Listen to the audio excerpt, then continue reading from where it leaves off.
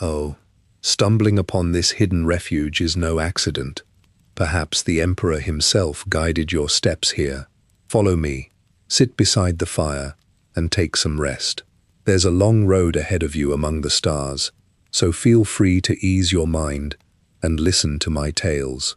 Tonight, we journey to a world called Macragge, where a golden child fell from the heavens into a lake beneath the falls. He would grow into a warrior, a lawgiver, and a father to legions. His name is Roboute Guilliman, the avenging son, the 13th Primarch, and the man who would one day carry the weight of a crumbling imperium upon his shoulders. Long ago, in the earliest days of what would become the Imperium of Man, the Emperor of Mankind labored in secret beneath the mountains of terror. In hidden laboratories, carved deep into the Himalayan rock, he crafted 20 superhuman sons, each one grown from his own genetic material, each one shaped to be a general and a demigod. These were the Primarchs, and the Emperor intended for them to lead his armies across the stars, to reunite the scattered pockets of humanity that had been cut off from one another during the long nightmare known as the Age of Strife. Every one of them was a masterwork, stronger than any mortal man, quicker of mind, and touched with a presence that drew others to follow them without question. The Emperor watched over them in their gestation capsules, and he had great plans for each. But there were powers in the galaxy that feared what the Emperor was building.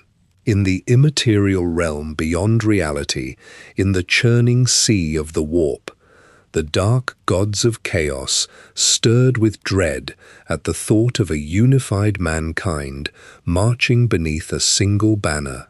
They could not allow such a thing to come to pass, and so they reached out with unseen hands and struck at the very heart of the Emperor's work. In a single catastrophic moment, the 20 infant Primarchs were torn from their capsules and cast through the warp, scattered across the length and breadth of the galaxy to worlds beyond counting. The Emperor's grand design was wounded before it had truly begun, and his sons were lost to him, flung to distant stars where they would grow to manhood far from their father's care. Each Primarch landed upon a different world, and the nature of each world would shape the son who came to rest upon it. Some fell upon planets of unrelenting cruelty, worlds of gang war and poison and endless night, and they grew hard and bitter in such places. Others found gentler homes, though few were spared hardship entirely.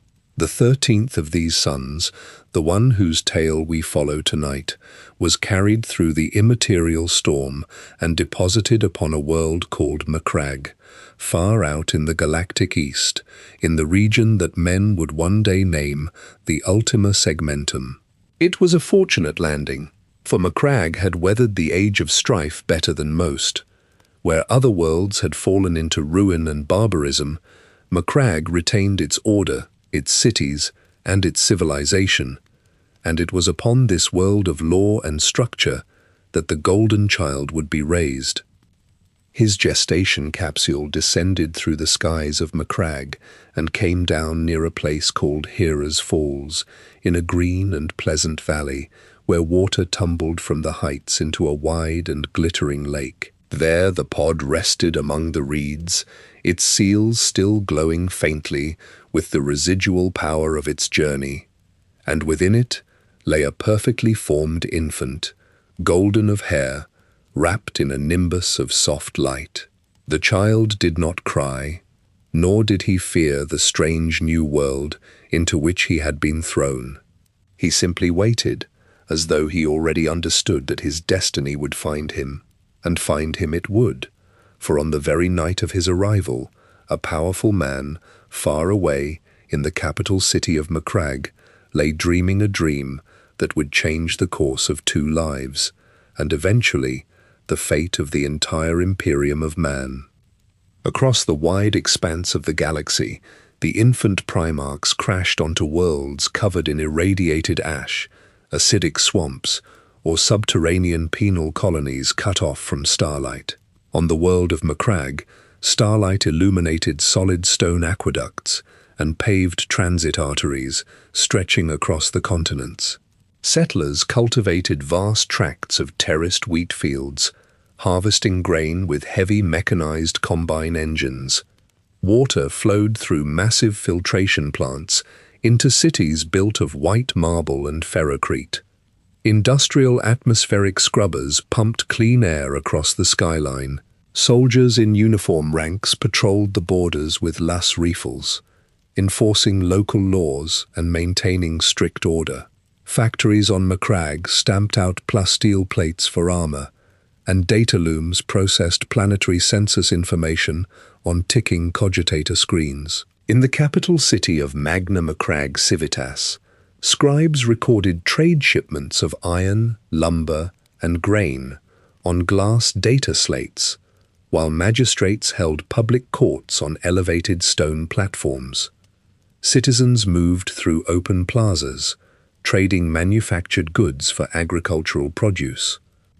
During the week of the gestation capsule's descent, atmospheric sensors across the planetary grid registered sudden pressure shifts and temperature spikes. Watchmen, standing on the high granite walls, observed silver streaks of light cutting across the night sky, trailing blue sparks and thick white smoke. Strange cloud formations swirled over the northern mountain ranges, dumping heavy rain into the valleys. In the grand estate of the capital, Roboute Guilliman, one of the two ruling consuls of Macragge, rested in his private chambers. As he slept in his canopy bed, vivid images flooded his mind. He saw a towering figure, clad in heavy golden armor, that gleamed like polished brass under a harsh sun. The giant stood amidst a swarm of writhing creatures with serrated claws, leathery wings, and rows of needle-like teeth. The beasts snapped at the giant's armored legs, leaving deep gouges in the metal. In the center of this mass of creatures, a small, golden-haired child sat on the bare earth. The armored giant pointed a massive gauntlet at the child, and then turned his helm toward Connor. A blinding white light flashed from the giant's visor, illuminating the child and pushing the dark beasts back into the shadows. Connor awoke. Sweat coated his face and soaked into his linen sheets. His breath came in short, heavy gasps. He stood from his bed and immediately called for his servants, his voice echoing down the stone corridors. He strapped on his ceremonial bronze breastplate, secured his broadsword to his leather belt, and walked out into the open courtyard.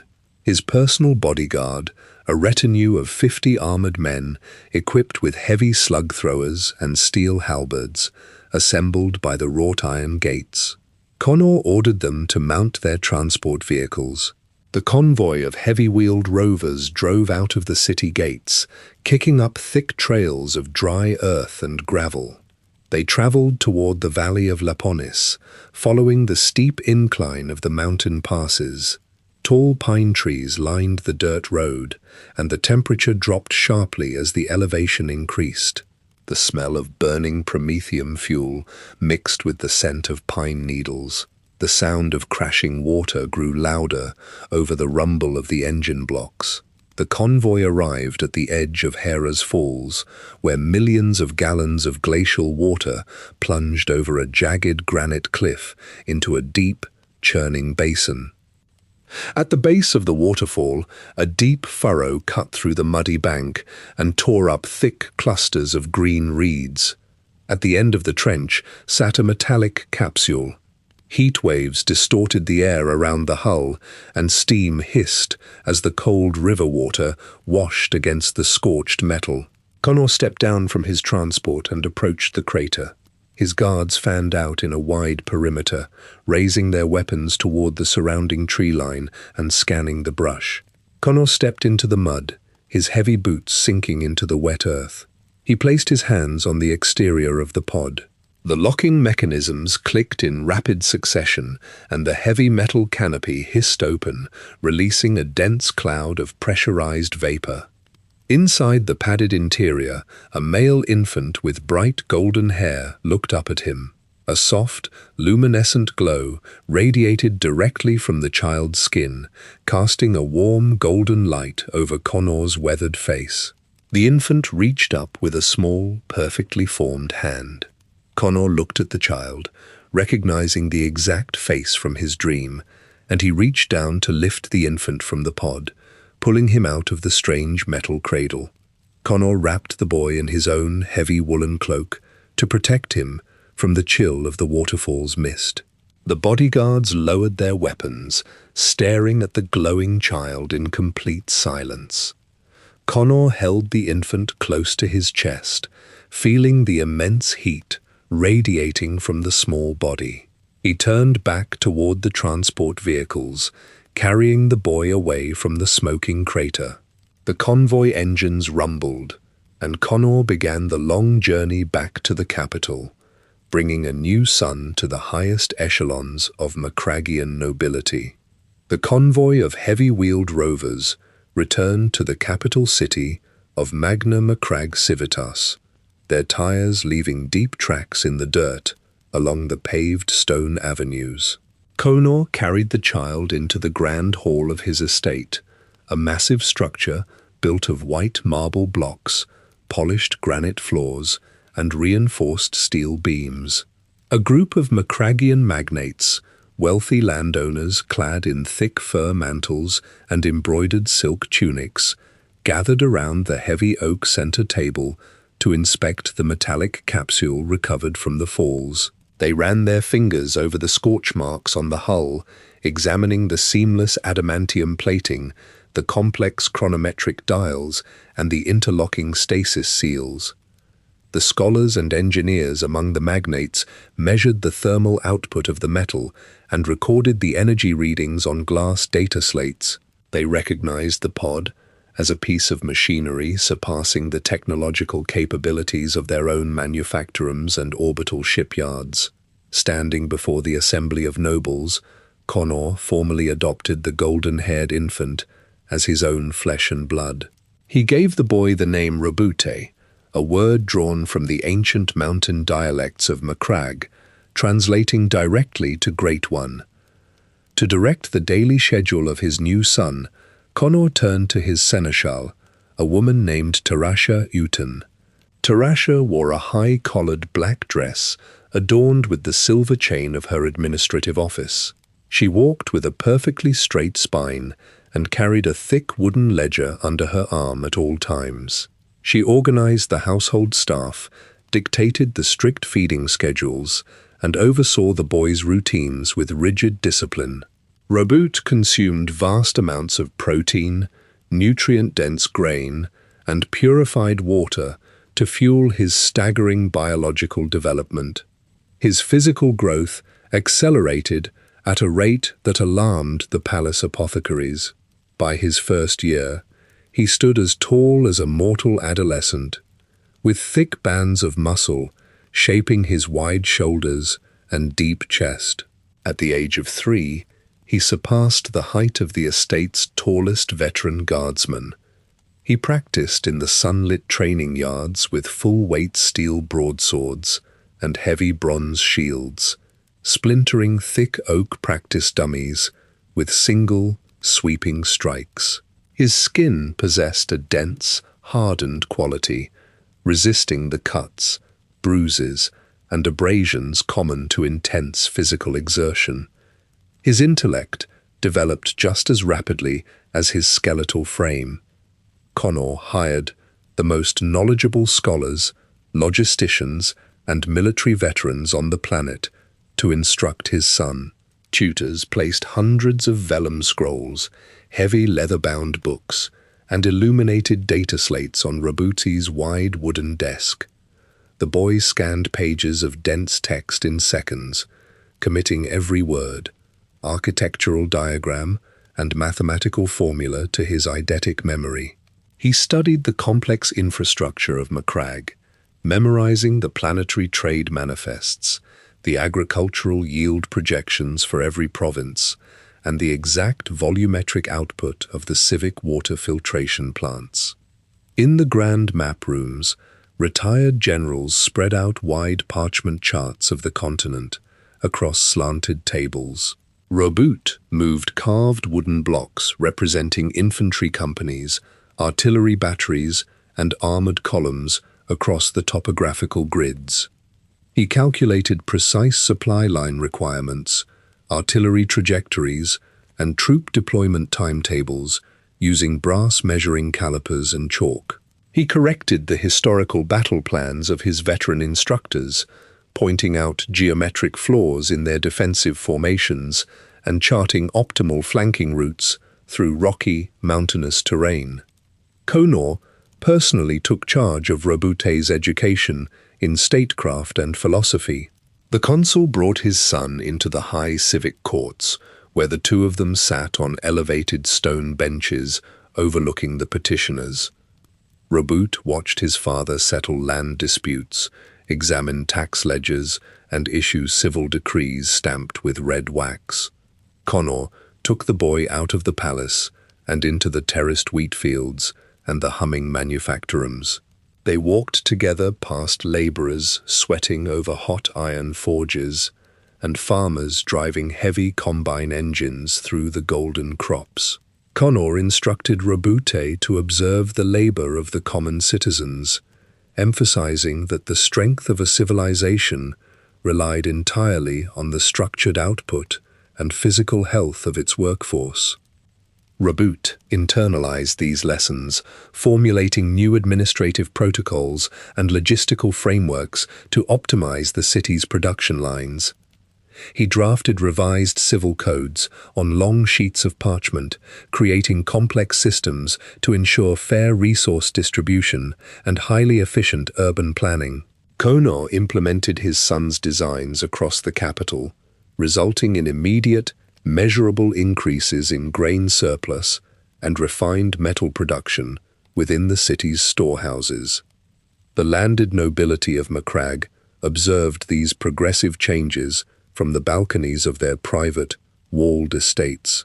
These wealthy families controlled vast tracts of fertile land in the outer provinces, relying on tens of thousands of indentured labourers and slaves to harvest their crops and mine their ores.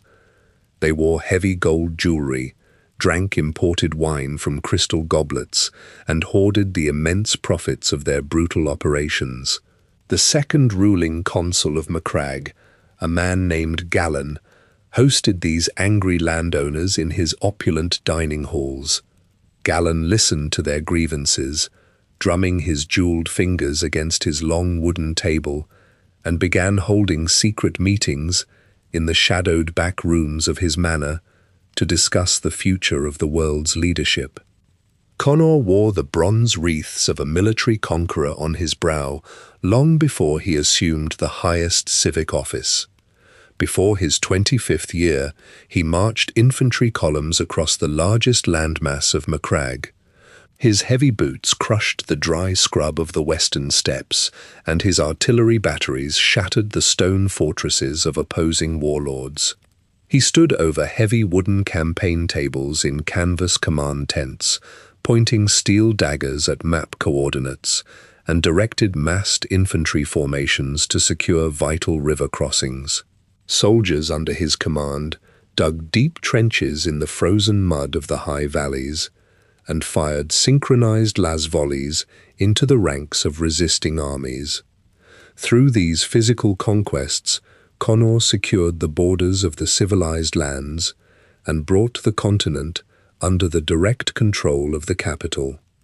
Upon taking the seat of consul in Magna Macragge Civitas, Conor applied his military logistics to civil governance. He ordered masons to cut new granite blocks and lay paved roads between the isolated farming villages and the central markets.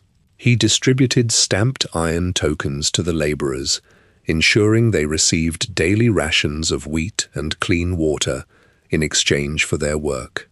In the civic courts, Connor signed heavy parchment decrees that mandated regular rest periods for the workers in the manufactorums. He assigned armed city guards to patrol the factory floors, instructing them to confiscate leather whips from the production overseers. The common citizens of Macragge wore thick wool coats and heavy leather boots, and they carried their iron tools with straightened backs, benefiting directly from Connor's structured resource distribution.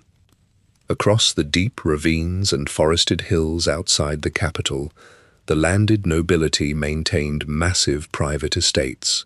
High ferrocrete walls topped with broken glass and coiled wire surrounded thousands of acres of fertile soil.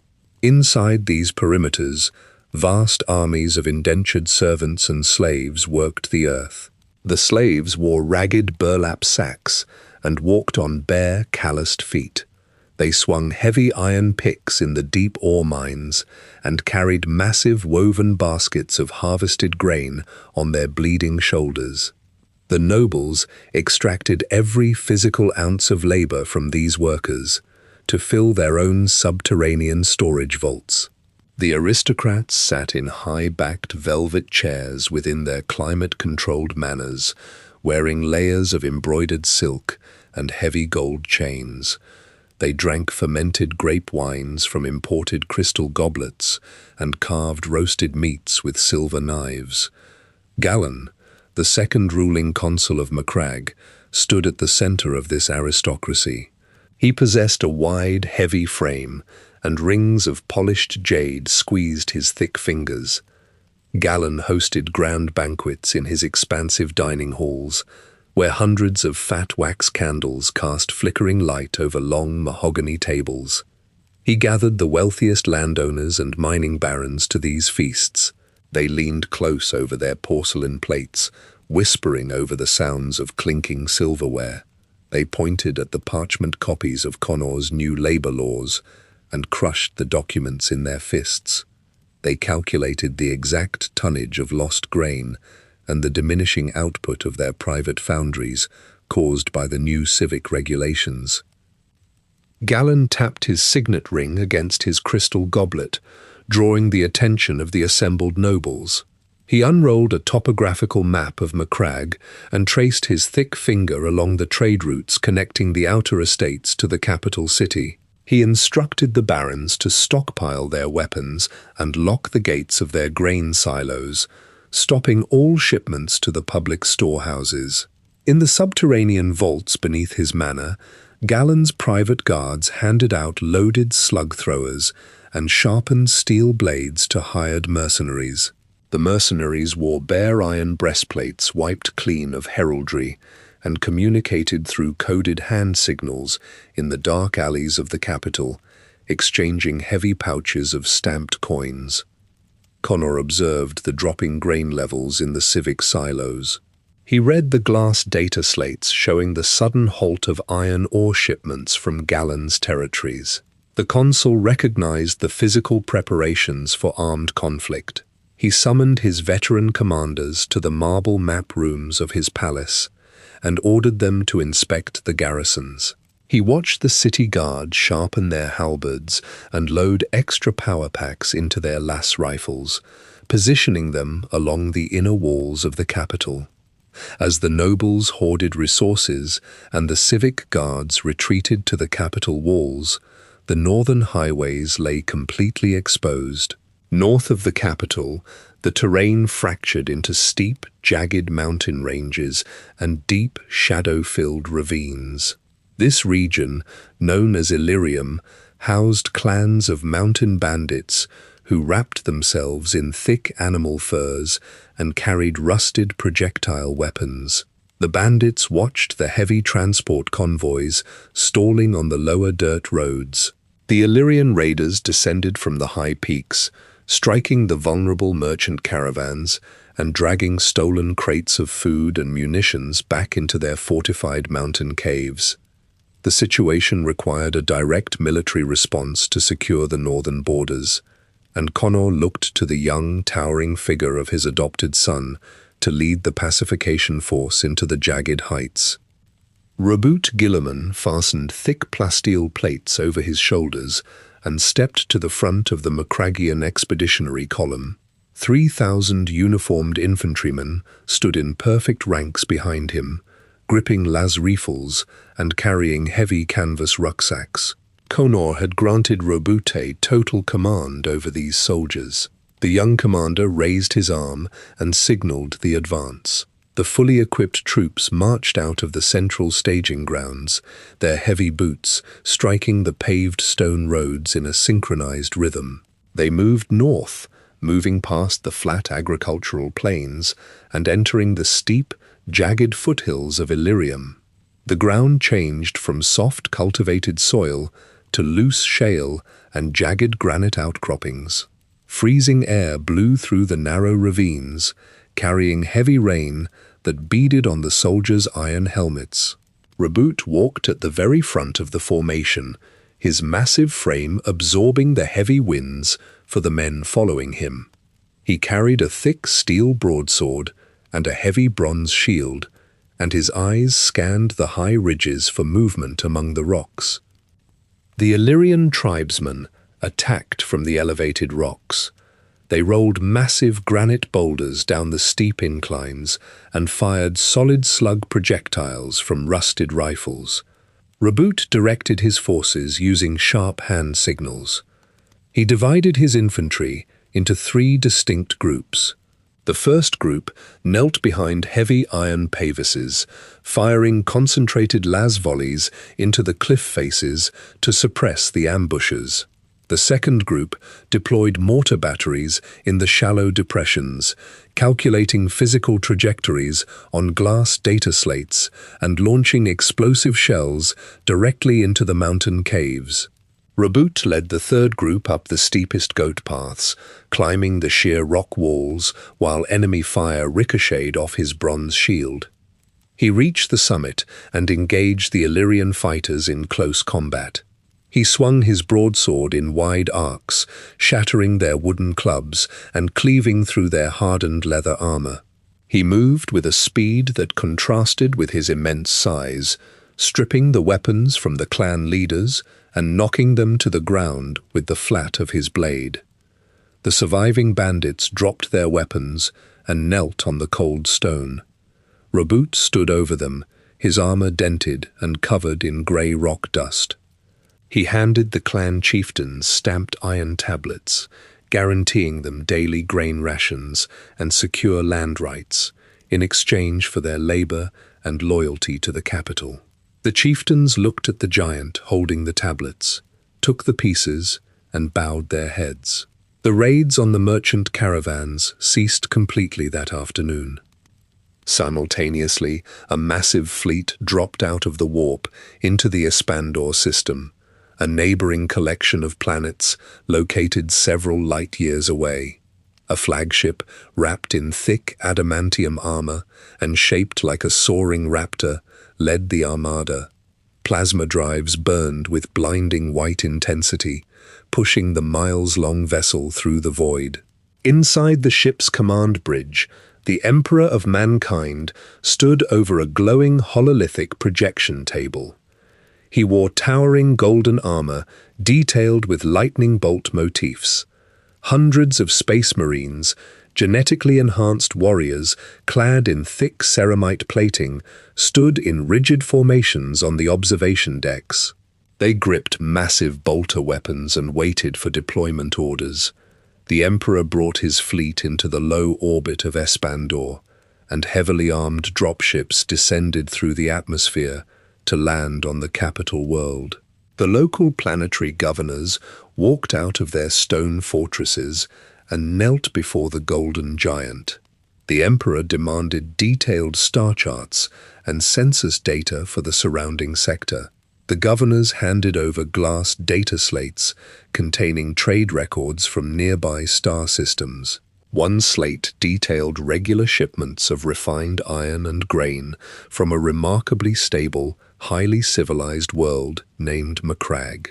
The records also detailed the planet's young giant leader, a towering figure possessing superhuman strength and supreme logistical intellect.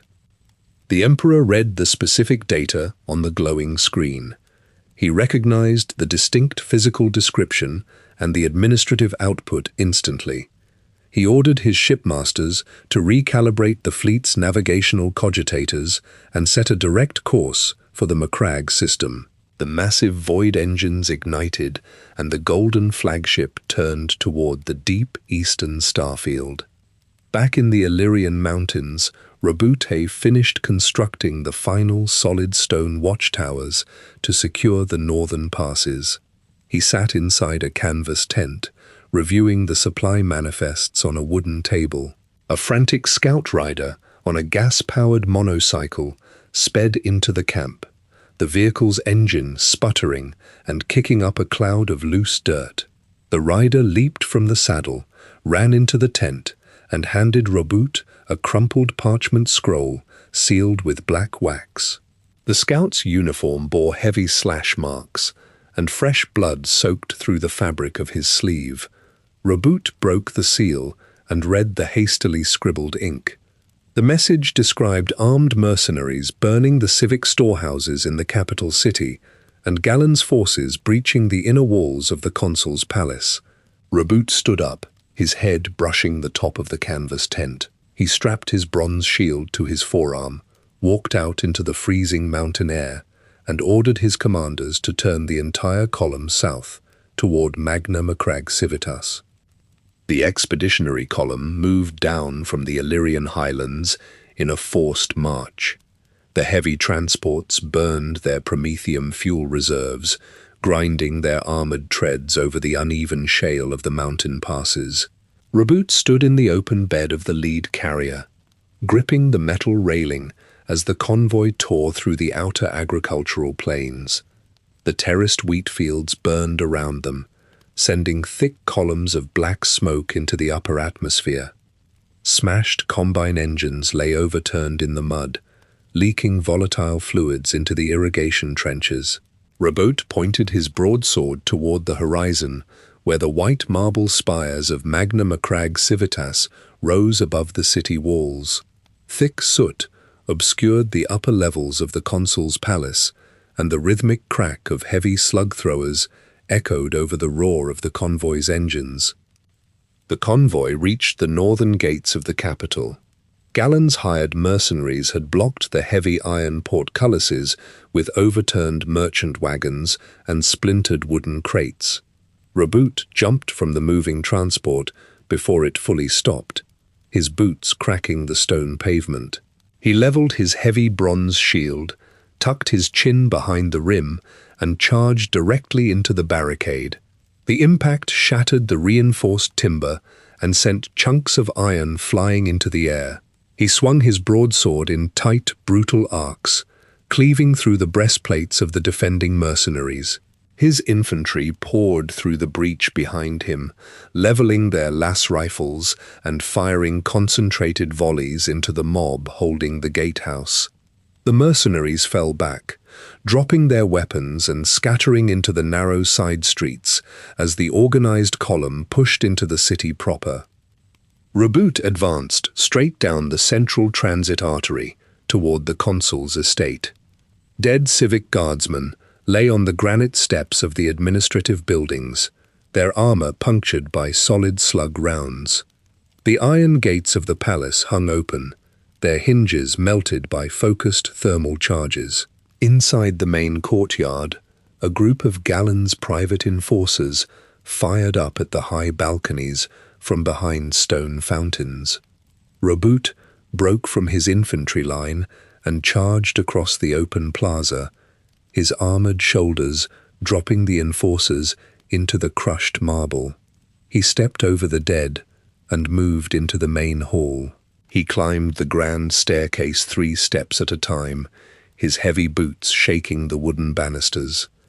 He entered Connor's private chambers. The air smelled of burnt powder, ozone, and fresh blood. Furniture lay smashed against the walls, and the heavy velvet curtains hung in shredded ribbons. Connor lay on the marble floor near his writing desk. A thick crimson stain spread across his white tunic, originating from a deep puncture wound. just below his ribcage. A specialized neurotoxin coated the assassin's blade, turning the veins around the entry point a dark, necrotic black. Roboute dropped his weapons on the stone floor and knelt beside his father. He placed his massive hands over the wound, pressing down to slow the arterial bleeding. Connor coughed, spewing a fine mist of blood onto his chin. He looked up at the giant leaning over him and gripped Roboute's armored forearm. Connor forced air through his fluid-filled lungs and spoke in a harsh, ragged whisper. He detailed the specific layout of the ambush. He named the exact mercenary captain who had bypassed his guards, and he identified the distinct jade rings worn by the man who had paid the assassin. Connor stated Gallen's name clearly, making sure Roboute heard every syllable. He explained how Gallen had manipulated the other landowners, stockpiled weapons in the outer estates, and timed the assassination with the Illyrian bandit raids to draw Roboute away from the capital. Connor's grip on Roboute's armor tightened.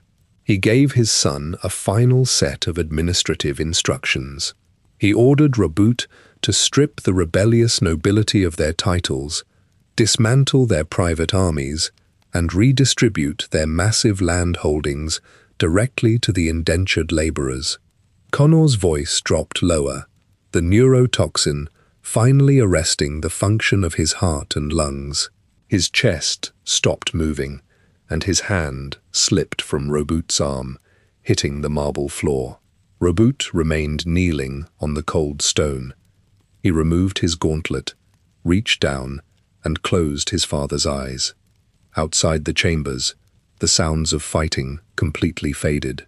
The expeditionary infantry secured the palace perimeter, rounding up the surviving mercenaries and locking them in heavy iron chains.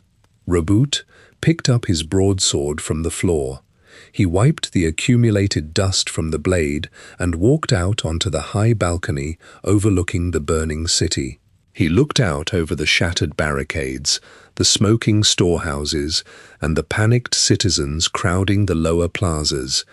He turned away from the edge, his face set in a hard, expressionless mask, and walked down the grand staircase to issue the orders that would completely reshape the societal structure of Macragge.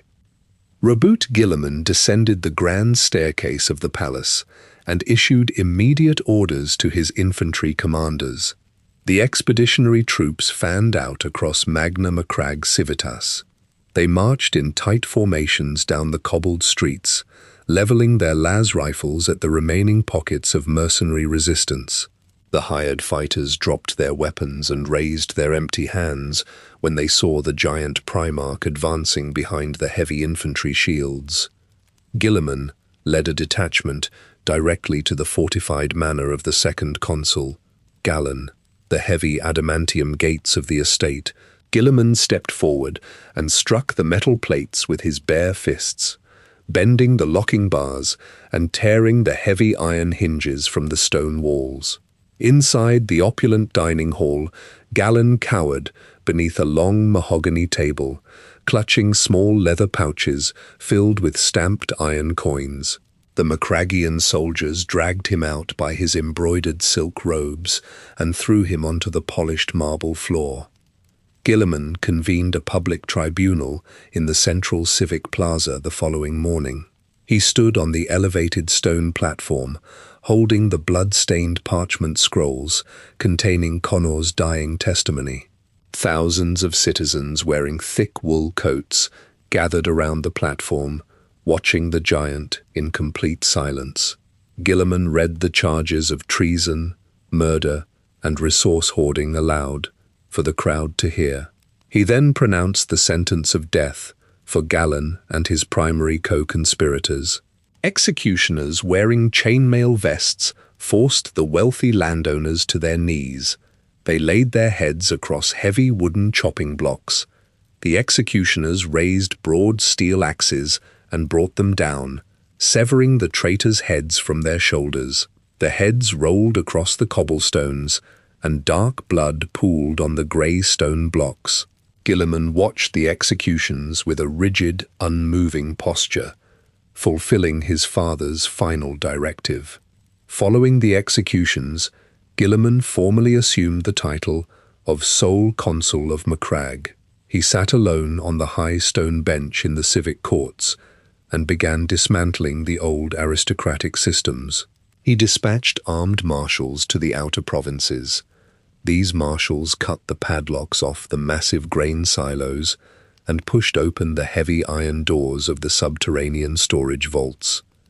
They distributed the hoarded wheat, purified water, and refined metal directly to the laborers.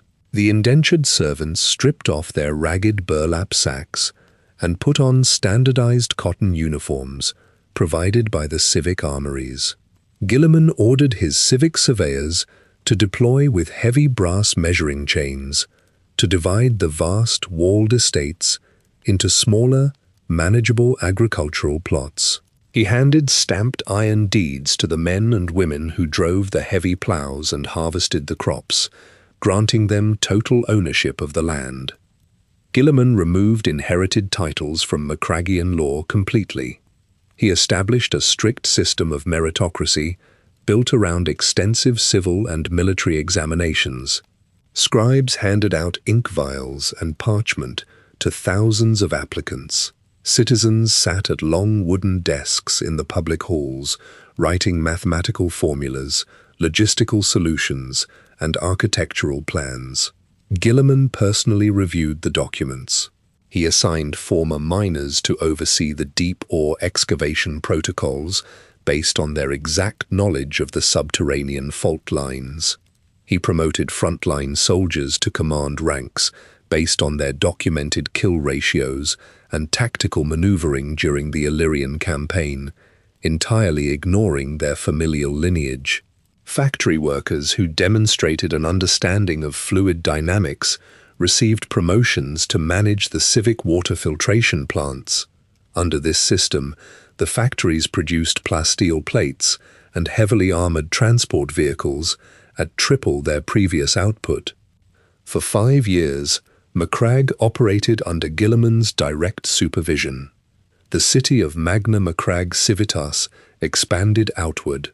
Construction crews poured wet ferrocrete into heavy wooden molds, raising new residential blocks and massive civic centers.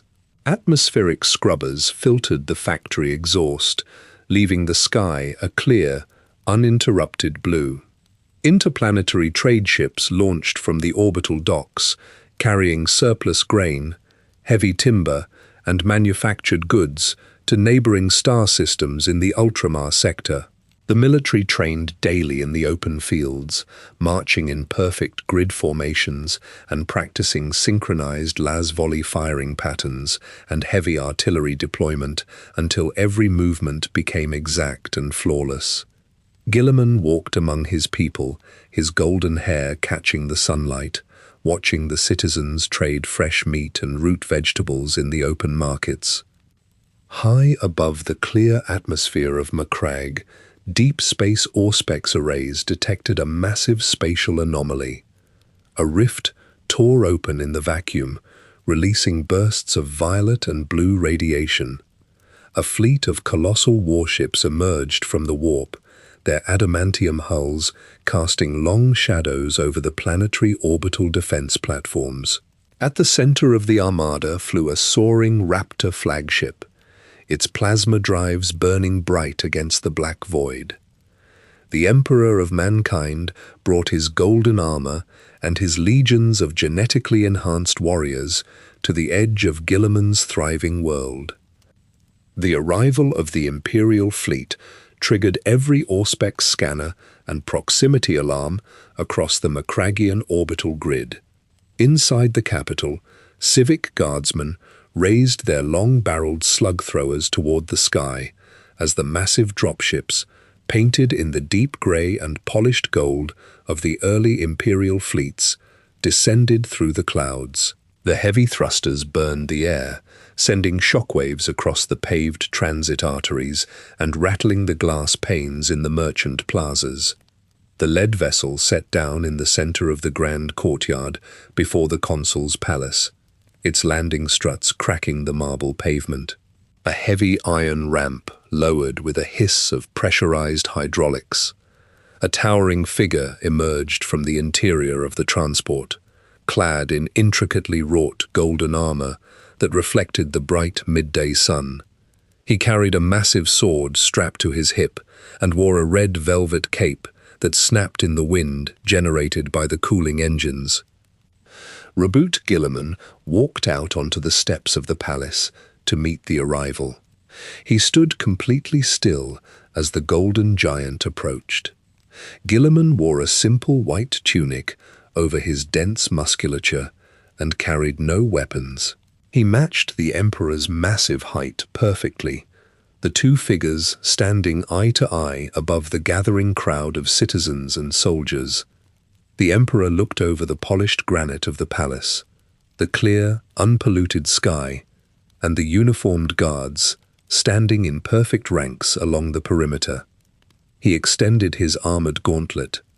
Guilliman looked at the giant, recognized the immense psychic pressure radiating from the man, and took the gauntlet in his bare hand. At that moment, the emperor recognized the lost infant cast out of the Himalayan laboratories, and Guilliman finally understood the origin of his own superhuman biology. The emperor and Guilliman walked together into the grand map rooms of the palace. The emperor unrolled heavy parchment star charts and activated glowing hololithic projectors showing the vast expansion of the Great Crusade. He detailed the millions of human worlds currently isolated and suppressed by alien occupations across the galaxy. He showed Guilliman the genetic data slates, revealing the existence of 19 other Primarchs and the creation of the Space Marine legions. The Emperor explained that each legion required a commander drawn from its own genetic template. Guilliman traced his fingers over the glowing galactic map, calculating the logistical requirements needed to support such a massive military expansion. He cross-referenced the Imperial troop deployment numbers with Macragge's current industrial output and nodded. The Emperor ordered his fleet commanders to deploy the 13th Legion to the surface of Macragge. Thousands of heavily armored space marines descended in their drop pods and transport vessels. They wore the original slate-grey ceramite armor of the early Crusade, holding massive bolters across their chests. They marched into the open fields outside the capital and formed rigid, perfectly aligned companies.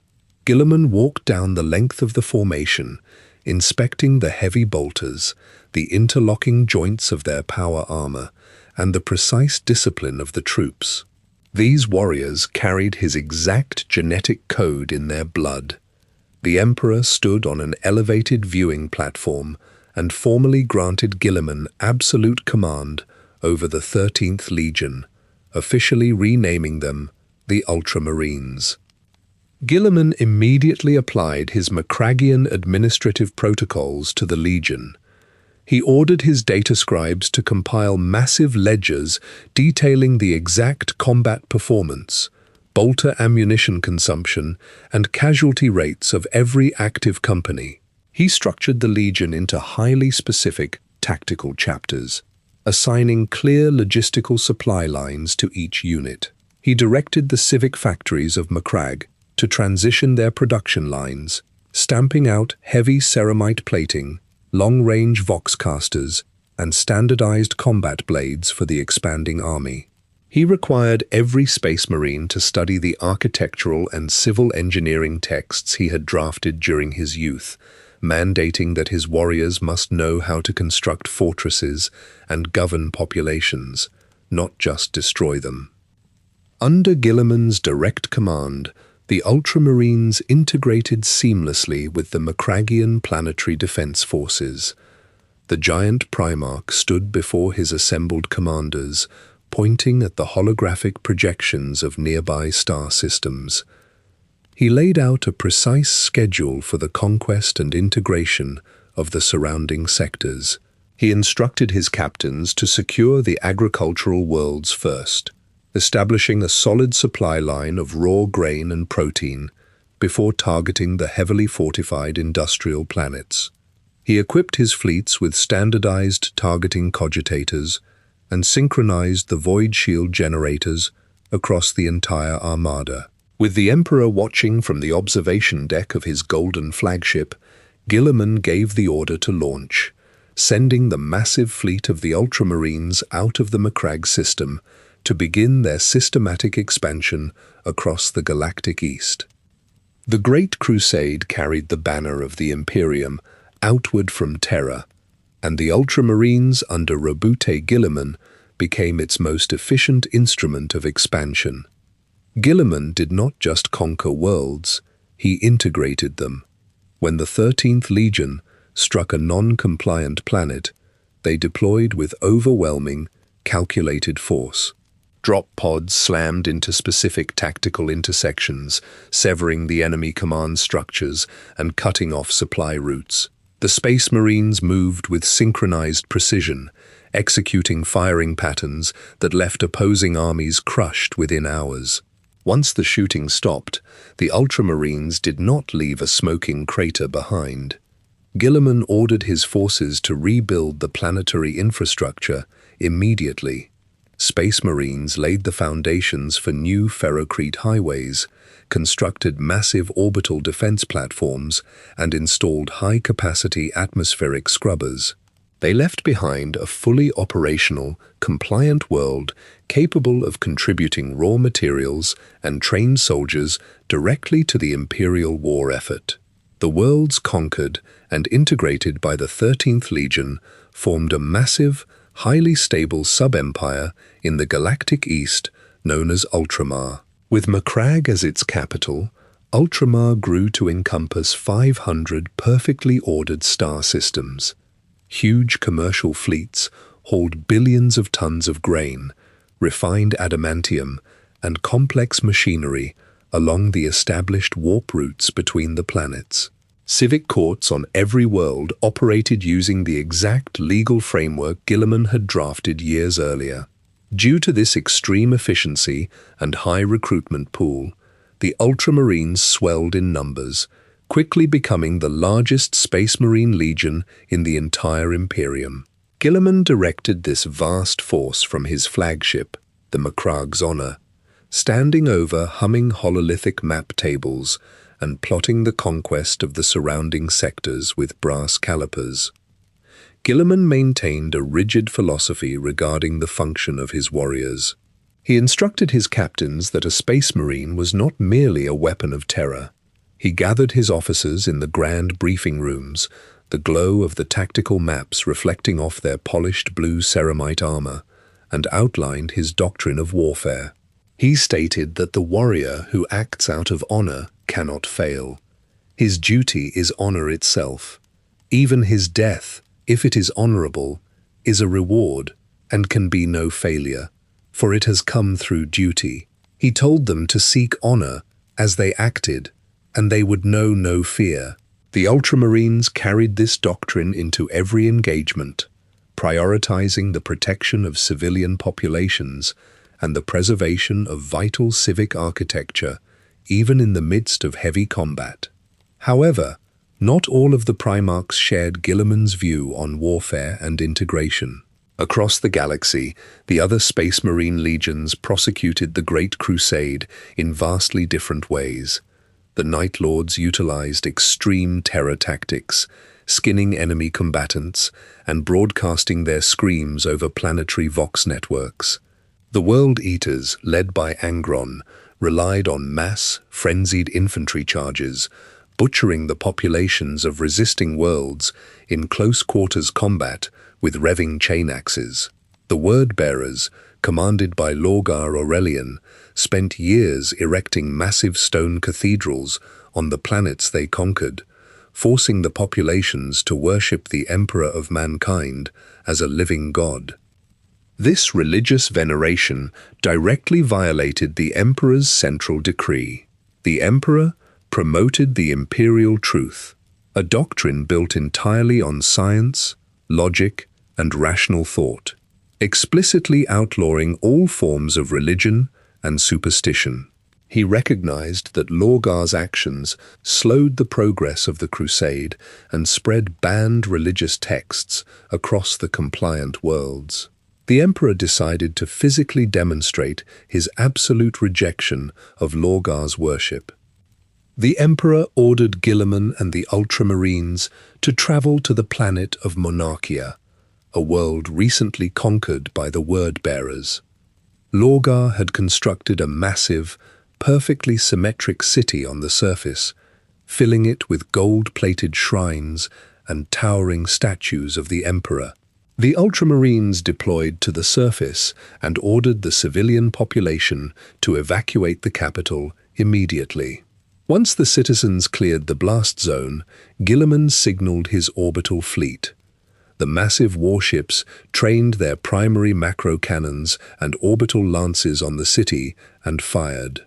Searing beams of concentrated plasma and heavy explosive shells rained down from the sky, vaporizing the gold-plated statues, shattering the stone cathedrals, and reducing the entire city of Monarchia to a flat plain of radioactive ash and molten glass. Following the bombardment, the emperor arrived on the planet's surface alongside Lorgar and the Word-bearers' legion. Standing in the ashes of the ruined city, the emperor ordered Lorgar and his entire legion to kneel in the dirt before him and the watching Ultramarines. He verbally reprimanded Lorgar, pointing out his failures and demanding that the Word-bearers cease their religious practices and accelerate their conquest rates. Lorgar remained kneeling in the ash, staring at the ground, humiliated in front of his brother Guilliman. The emperor returned to his flagship, leaving Lorgar deeply embittered. This single act of censure drove the Word-bearers away from the imperial truth. They looked into the warp, seeking entities that would accept their worship, and established contact with the dark gods of chaos, setting the foundation for a galactic civil war. Following the bombardment of Monarchia, Lorgar Aurelian returned to his flagship and sealed himself inside his private chambers. He stripped the gold plating from his armor and replaced the imperial insignia with jagged, 8-pointed stars carved directly into the ceramite. The Word-bearers followed their primarch's physical example. They ceased their construction of civic centers and instead began slaughtering orbital outpost crews. The Space Marines painted complex occult runes on the steel bulkheads with spilled blood and burned heavily scented resin in brass braziers. Through these physical rituals, they summoned entities from the warp, forging an alliance with the dark gods of chaos. Lorgar carried these practices to Horus, the war master of the emperor's armies, and Horus accepted the dark pacts. Standing on the bridge of the vengeful spirit, Horus issued physical orders to his loyal commanders across the Vox network. He directed multiple legions to the black volcanic sands of the Istvan system. When the loyalist Space Marines descended in their drop pods, Horus ordered his artillery crews to open fire. Heavy explosive shells obliterated the loyalist transports before they hit the ground. Traitor Space Marines advanced across the blast craters, firing mass reactive bolter rounds through the chest plates of their former brothers and revving their chainswords to sever limbs. Heavy flamers sprayed liquid promethium over the trench lines, melting ceramite armor and burning the loyalist forces to ash. This coordinated slaughter on Istvan marked the physical beginning of a galaxy-wide civil war. Horus recognized the Ultramarines as the largest military force in the galaxy. He knew the 13th Legion possessed enough warships and heavy infantry to break his rebellion through sheer attrition. To keep Guilliman occupied far away from the Istvan system, Horus drafted a specific set of forged deployment orders. He handed a sealed data crystal to his astropaths, instructing them to broadcast the encrypted coordinates directly to the Ultramar fleet. Aboard the Macragg's Honor, Guilliman read the decrypted transmission on a glass screen. The orders directed the entire Ultramarines Legion to gather at the planet Calth, a highly developed agricultural and shipyard world within the Ultramar sector.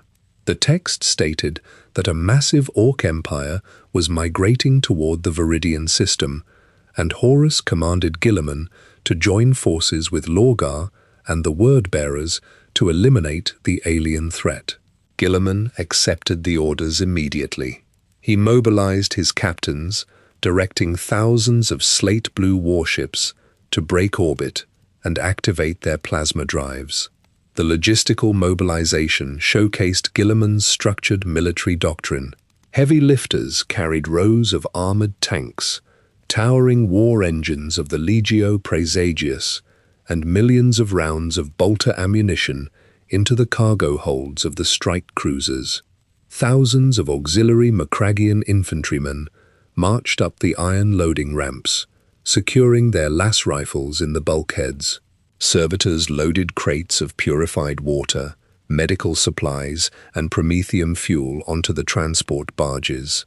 Guilliman reviewed the Orc campaign manifests, his attention focused entirely on the specific coordinate grids and planetary defense batteries required for the upcoming Xenos threat. The galaxy spans thousands of light-years, and communication relies entirely on choirs of astropaths transmitting telepathic signals through the warp. As the Ultramarines maneuvered toward Calth, massive dimensional storms erupted across the immaterial realm. Thick, swirling bands of purple and red energy physically blocked the astropathic relays.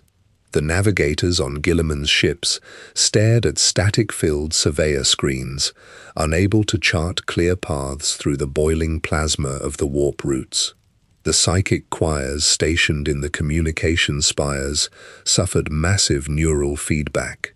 Blood ran from their eyes and ears as the violent warp storms shattered their telepathic links to Terra and the surrounding sectors. The immense physical distance from the galactic center and the churning warp anomalies completely severed the Ultramarines from the rest of the Imperium. The voxcasters on the command deck emitted only heavy bursts of white noise. The ship commanders gripped the brass rails of their command thrones and stared at the silent communication consoles. Guilliman stood on his command deck, watching the blue-white streaks of the warp pass across the armored viewports. The warp storms struck the exterior Geller fields, generating arcs of green lightning across the adamantium hull. The fleet traveled in absolute silence, entirely isolated from the frantic distress signals broadcasting from the Istvan system. The massive armada of the 13th Legion dropped back into real space at the edge of the Viridian system, pushing their gunships and troop transports directly toward the orbit of Calth to meet the waiting ships of the Word-Bearers. The orbital grids of the planet Calth, filled with thousands of slate-blue warships, heavy cargo transports, and mechanized bulk landers. Massive orbital shipyards clamped heavy metal docking umbilicals onto the strike cruisers of the 13th Legion, pumping millions of gallons of liquid oxygen and highly volatile promethium fuel into their primary reservoir tanks. Down on the surface of the agricultural world, hundreds of thousands of ultramarines marched across flat ferrocrete staging grounds, organizing into precise company formations. Mechanized crane systems lifted heavy battle tanks, self-propelled artillery batteries, and stacked crates of bolter ammunition, lowering them directly into the wide cargo bays of low-orbit transports. The massive thrust blocks of the landing craft scorched the launch pads, leaving black carbon scarring across the designated loading zones. Thousands of tech adepts scurried beneath the hulls, securing cargo harnesses and connecting power feeds to the armored troop carriers. The air across the docking spires smelled of exhausted plasma and burning engine lubricants. Roboute Guilliman coordinated this entire logistical operation from the command deck of his flagship, the Macragg's Honor. He stood over a wide hololithic table, using brass calipers to move digital markers across the projected grid of the Viridian system. He focused his calculations entirely on establishing supply chains and finalized the exact deployment schedules for the upcoming military campaign against the projected Orc forces. Inside the sealed astropathic chambers of the flagship, the telepathic choirs sat strapped into heavy bronze thrones, with thick copper wires connecting their cranial shunts directly to the primary vox arrays of the vessel. Astropaths bit through their leather gags as the neural feedback overloaded their synapses, causing bright red blood to stream from their tear ducts and pool on the brass floor plates. The servitors monitoring the relay stations recorded only high-frequency static and localized radiation spikes on their rolling parchment data scrolls. Massive warp storms swept across the galactic east, generating thick, swirling bands of purple and red energy in the immaterial realm. These atmospheric disturbances physically obstructed the telepathic signals traveling from Terra and the Istvan system. Guilliman walked through the communication decks, examining the printed readouts and tightening the physical connections of the heavy copper cables. He read the fluctuating thermal levels on the glass monitors, observing the absolute isolation of his fleet. The warp storms restricted the Ultramarines to their original Orc campaign manifests, leaving them acting purely on Horus's initial deployment orders. The Legion directed all physical preparations, weapon loading, and tactical drills toward the impending alien war. A second massive fleet translated into real space at the very edge of the Calth system. The warships of the Word-Bearers Legion fired their heavy braking thrusters, gliding slowly into the orbital anchorage alongside the Ultramarines. Lorgar's vessels executed deliberate maneuvering patterns, aligning their heavy broadsides with the stationary defense platforms surrounding the planet. The Word-Bearers presented a new exterior aesthetic, painting their armor in a deep crimson hue and replacing their original slate-gray colors. They carved complex, multi-pointed geometric runes directly into their chest plates and shoulder pauldrons. Guilliman observed the visual feed from the exterior pict recorders. He noted the structural modifications to their gunships and the heavy boarding torpedoes loaded into their primary launch tubes. The Word-Bearers broadcast standard identification codes across the short-range Vox channels, prompting Guilliman to authorize their approach vectors. He instructed his captains to clear the central docking spires and allocate refueling stations for Lorgar's command ships. The two legions shared the crowded orbital space around Calth, stacking their vessels in dense, interlocking grid layers, separated by only a few kilometers of open void. Space Marines from the 13th Legion pushed standardized bolter magazines into their weapons and secured their heavy ceramite armor, running physical diagnostic checks on their target lock systems. Tech priests injected thick sacred oils into the hydraulic joints of the massive walking war engines of the Legio Praesagius, preparing the towering titans for surface deployment. On the bridge of the Macrag's Honor, Guilliman drafted physical campaign protocols on broad parchment scrolls, outlining specific joint tactical maneuvers designed to integrate the Word-Bearers into the strict combat formations of the Ultramarines. He stamped the documents with hot blue wax and handed them to courier servitors for direct transport to Lorgar's flagship. The Ultramarines adhered strictly to their operational schedules, keeping their attention completely on the heavy loading ramps and the surface staging grounds. Aboard the crimson vessels of the Word-Bearers, the crewmen discarded the joint operational protocols. Traitor Space Marines loaded volatile radioactive payloads into the launch bays of their macro cannons and manually bypassed the safety inhibitors on their plasma batteries, pushing the weapon cores to maximum thermal capacity. Sorcerers wearing heavy, blood-soaked robes stood in the launch bays, dragging sharpened obsidian blades across the flesh of captured serfs and smearing long streaks of fresh blood over the exterior armor of the drop pods. The components of these physical rituals filled the metal corridors with the scent of copper and burning hair. The captains of Lorgar's fleet synchronized their targeting cogitators, locking their weapon systems directly onto the exposed exhaust ports of the docked Ultramarines cruisers and the heavy Promethium storage tanks of Calth's orbital shipyards. Guilliman stood on his command deck, tracking the final alignment of the combined fleet. He watched the digital markers representing the word-bearers' ships slide into their requested positions across the hololithic map. Suddenly, the short-range voxcasters across the entire Ultramarines fleet emitted a sharp, high-pitched frequency. The sudden acoustic spike shattered the glass screens of the monitor consoles and sent sparks showering across the command decks. The high-pitched frequency cascaded through the data looms of the Ultramarines fleet.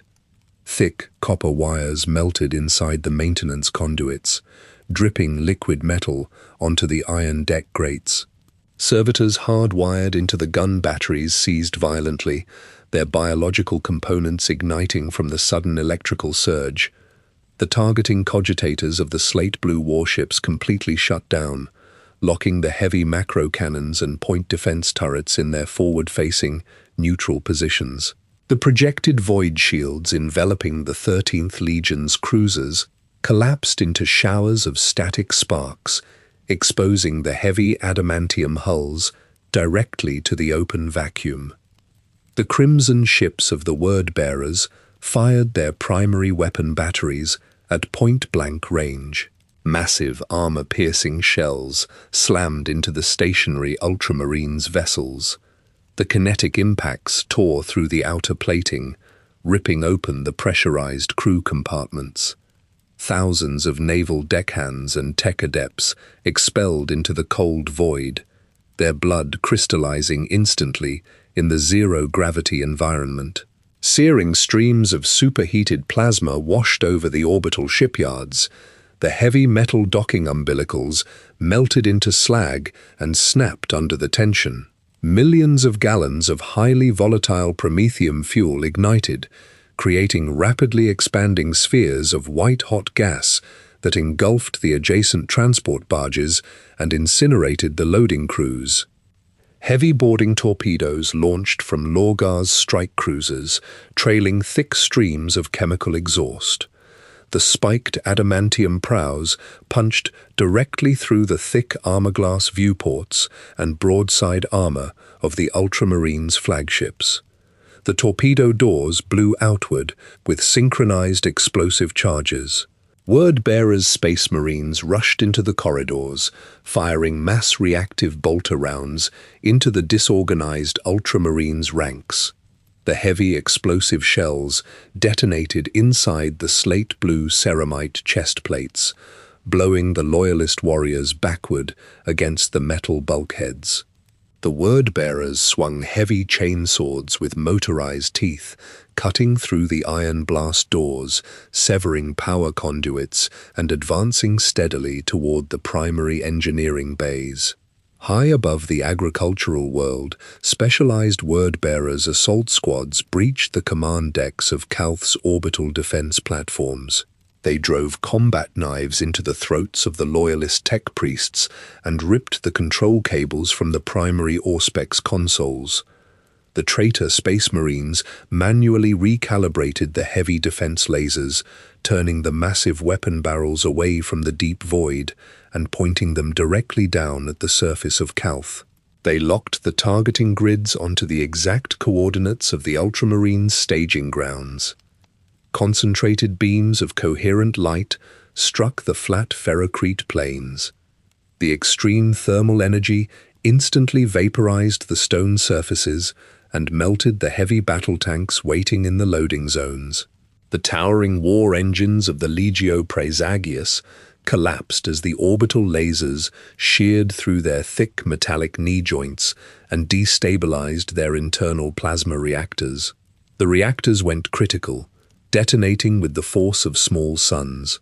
Massive shockwaves ripped through the infantry formations, throwing fully armored ultramarines high into the air, shattering their ceramite plating and burying them under tons of falling debris. Ash, pulverized rock, and burning promethium blotted out the light of the Viridian star, turning the sky over Calth a deep, choked grey. Aboard the Macrag's Honor, Roboute Guilliman grabbed the edge of the hololithic table as a series of heavy kinetic impacts rocked the flagship. The interior lumen strips flickered out, replaced instantly by emergency red lighting. He watched the external pict feeds on the surviving monitor screens, observing the crimson ships firing continuous broadsides into his crippled fleet. He saw the orbital defense grid burning the surface of his own planet, carving deep trenches of molten rock through the agricultural biodomes. Guilliman punched specific command codes into the brass keys of the tactical console. He bypassed the corrupted main cogitators and established a direct, localized Vox link to his surviving captains. He ordered the immediate manual activation of the heavy iron bulkheads, sealing off the decompressed sections of the ship to stop the oxygen loss. He commanded his space marines to lock their magnetic boot clamps to the deck plating and engage the boarding parties with heavy flamers and close-quarters combat blades. He directed the tech marines to manually load the macro cannons with physical winches and fire back at the word-bearers using visual targeting sights. The word-bearers continued their systematic assault on the planetary grid. They launched heavy cyclonic torpedoes into the massive subterranean water reservoirs beneath the surface of Calth.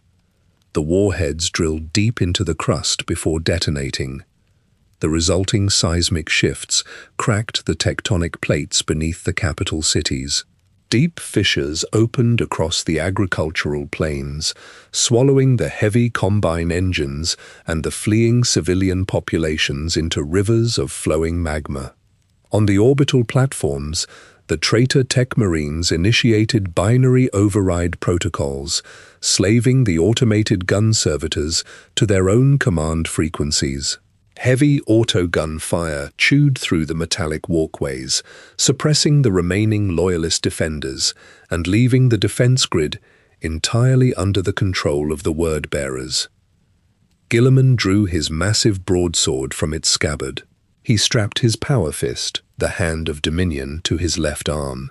The heavy servos whined as he flexed the thick adamantium fingers, activating the disruptive energy field surrounding the gauntlet.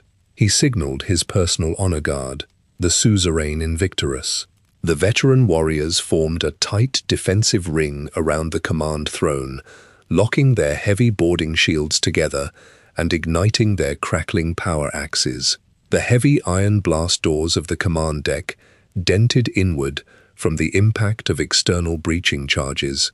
The metal groaned and warped under the extreme heat of the melter cutters. Guilliman leveled his sword toward the failing doors, planted his heavy boots firmly onto the brass floor plates, and prepared to meet the traitors stepping onto his flagship. The heavy iron doors of the command deck buckled inward under the intense heat of the melter cutters. Molten metal dripped onto the brass floor plates, sending up thin trails of grey smoke. The doors gave way completely, falling outward with a heavy crash. Word-bearers' terminators stepped through the breach, their massive tactical dreadnought armor deflecting the immediate volley of bolter fire from the Ultramarines' defenders. They swung heavy power mauls and fired twin-linked bolters, clearing a path for the figure walking behind them. Corpheron, the first captain of the word-bearers, stepped onto the command deck. He wore dark crimson armor, covered in freshly carved occult runes, and carried a long staff topped with an 8-pointed star. Guilliman lunged forward, the servos in his armor whining as he closed the distance in a fraction of a second. He bypassed the Terminator escorts completely, driving the crackling energy field of the Hand of Dominion directly into Kor Phaeron's chestplate. The impact shattered the ceramite and threw the first captain backward into the metal bulkhead. Guilliman raised his broadsword to deliver the killing blow, but Kor Phaeron chanted a harsh, guttural sequence of syllables. Black warp energy coiled around his gauntlets, and he thrust his hands forward. A concentrated blast of immaterial lightning struck Guilliman in the chest, carving a deep, blackened gouge across his golden breastplate and throwing the giant Primarch down onto the command deck. As Guilliman fought to regain his footing, the primary void shields of the Macragge's Honor failed entirely. Outside the armor-glass viewports, the Word-Bearer's flagship, the Infidus Imperator, rotated its heavy macro cannons. The traitor vessel fired a sustained broadside directly into the starboard hull of the Ultramarine's flagship. The physical impact tore open the outer hull, instantly decompressing the entire command deck. The sudden vacuum ripped the surviving Word-Bearers and Ultramarines out into the cold void. Guilliman grabbed the edge of a heavy tactical console, his armored boots slipping on the freezing metal grating. The sheer force of the decompression ripped his grip loose, and the vacuum pulled the Primarch out through the shattered viewport, directly into the open space above Calth. Guilliman drifted in the zero-gravity environment, spinning slowly among the debris of shattered warships and frozen crewmen. His superhuman physiology reacted instantly. His skin hardened into a vacuum-resistant shell, and his Susan membrane suspended his internal organ functions to preserve his oxygen supply. He pulled himself along the drifting wreckage of a transport barge, using the jagged metal edges for leverage. He maneuvered his massive frame through the debris field and managed to grab the exterior access hatch of a functional Ultramarine strike cruiser. He manually forced the heavy locking mechanisms open, pulling himself into the pressurized airlock. Once inside, he re-established contact with his surviving captains and ordered an immediate counter-assault to break the Word-Bearer's blockade. The remaining Ultramarines' vessels fired their forward thrusters, ramming their heavy adamantium prows directly into the broadsides of the Crimson warships and initiating brutal, close-quarters boarding actions. The surface of Calth burned under the sustained orbital bombardment. The orbital defense lasers cut deep trenches across the agricultural plains, collapsing the massive biodomes and completely vaporizing the planet's atmospheric envelope. Hard radiation washed over the barren rock, forcing the surviving Ultramarines and civilian populations down into the deep subterranean arcologies. In the absolute dark of the underground caverns, Remus Ventanus, a captain of the Ultramarines, organized the remnants of the 13th Legion. He established hardpoints at the intersection of the primary access tunnels, ordering his men to stack heavy crates of ration packs to form makeshift barricades. He distributed remaining bolter ammunition and assigned firing sectors to every active Space Marine. The Word-Bearers pursued them into the depths. They blew open the heavy iron vault doors with focused melter charges and flooded into the subterranean network. Traitor Space Marines fired specialized radiation rounds down the narrow corridors, killing the unprotected civilian refugees instantly. The Ultramarines held their ground behind the barricades, firing disciplined, overlapping volleys of bolter fire into the advancing ranks. They engaged in brutal hand-to-hand combat, using combat blades and the heavy stocks of their empty rifles to crack the crimson ceramite of the traitors. The fighting dragged on for days, transitioning into a slow, grinding war of attrition in the lightless tunnels. Above the planet, Guilliman coordinated the final orbital push. The Loyalist boarding parties secured the primary plasma reactors of the word-bearers' capital ships, manually initiating terminal core meltdowns. The resulting explosions shattered the traitor blockade, opening a narrow corridor through the debris field. Guilliman ordered his surviving captains to break orbit immediately. The slate-blue warships fired their main drives, escaping the gravity well of Calth and accelerating into the deep void. They left the burning, irradiated husk of the planet behind, carrying the battered remnants of the 13th Legion back toward the core systems of Ultramar to prepare for the wider galactic war. The Ultramarines' fleet dropped out of the warp at the edge of the Macragge system.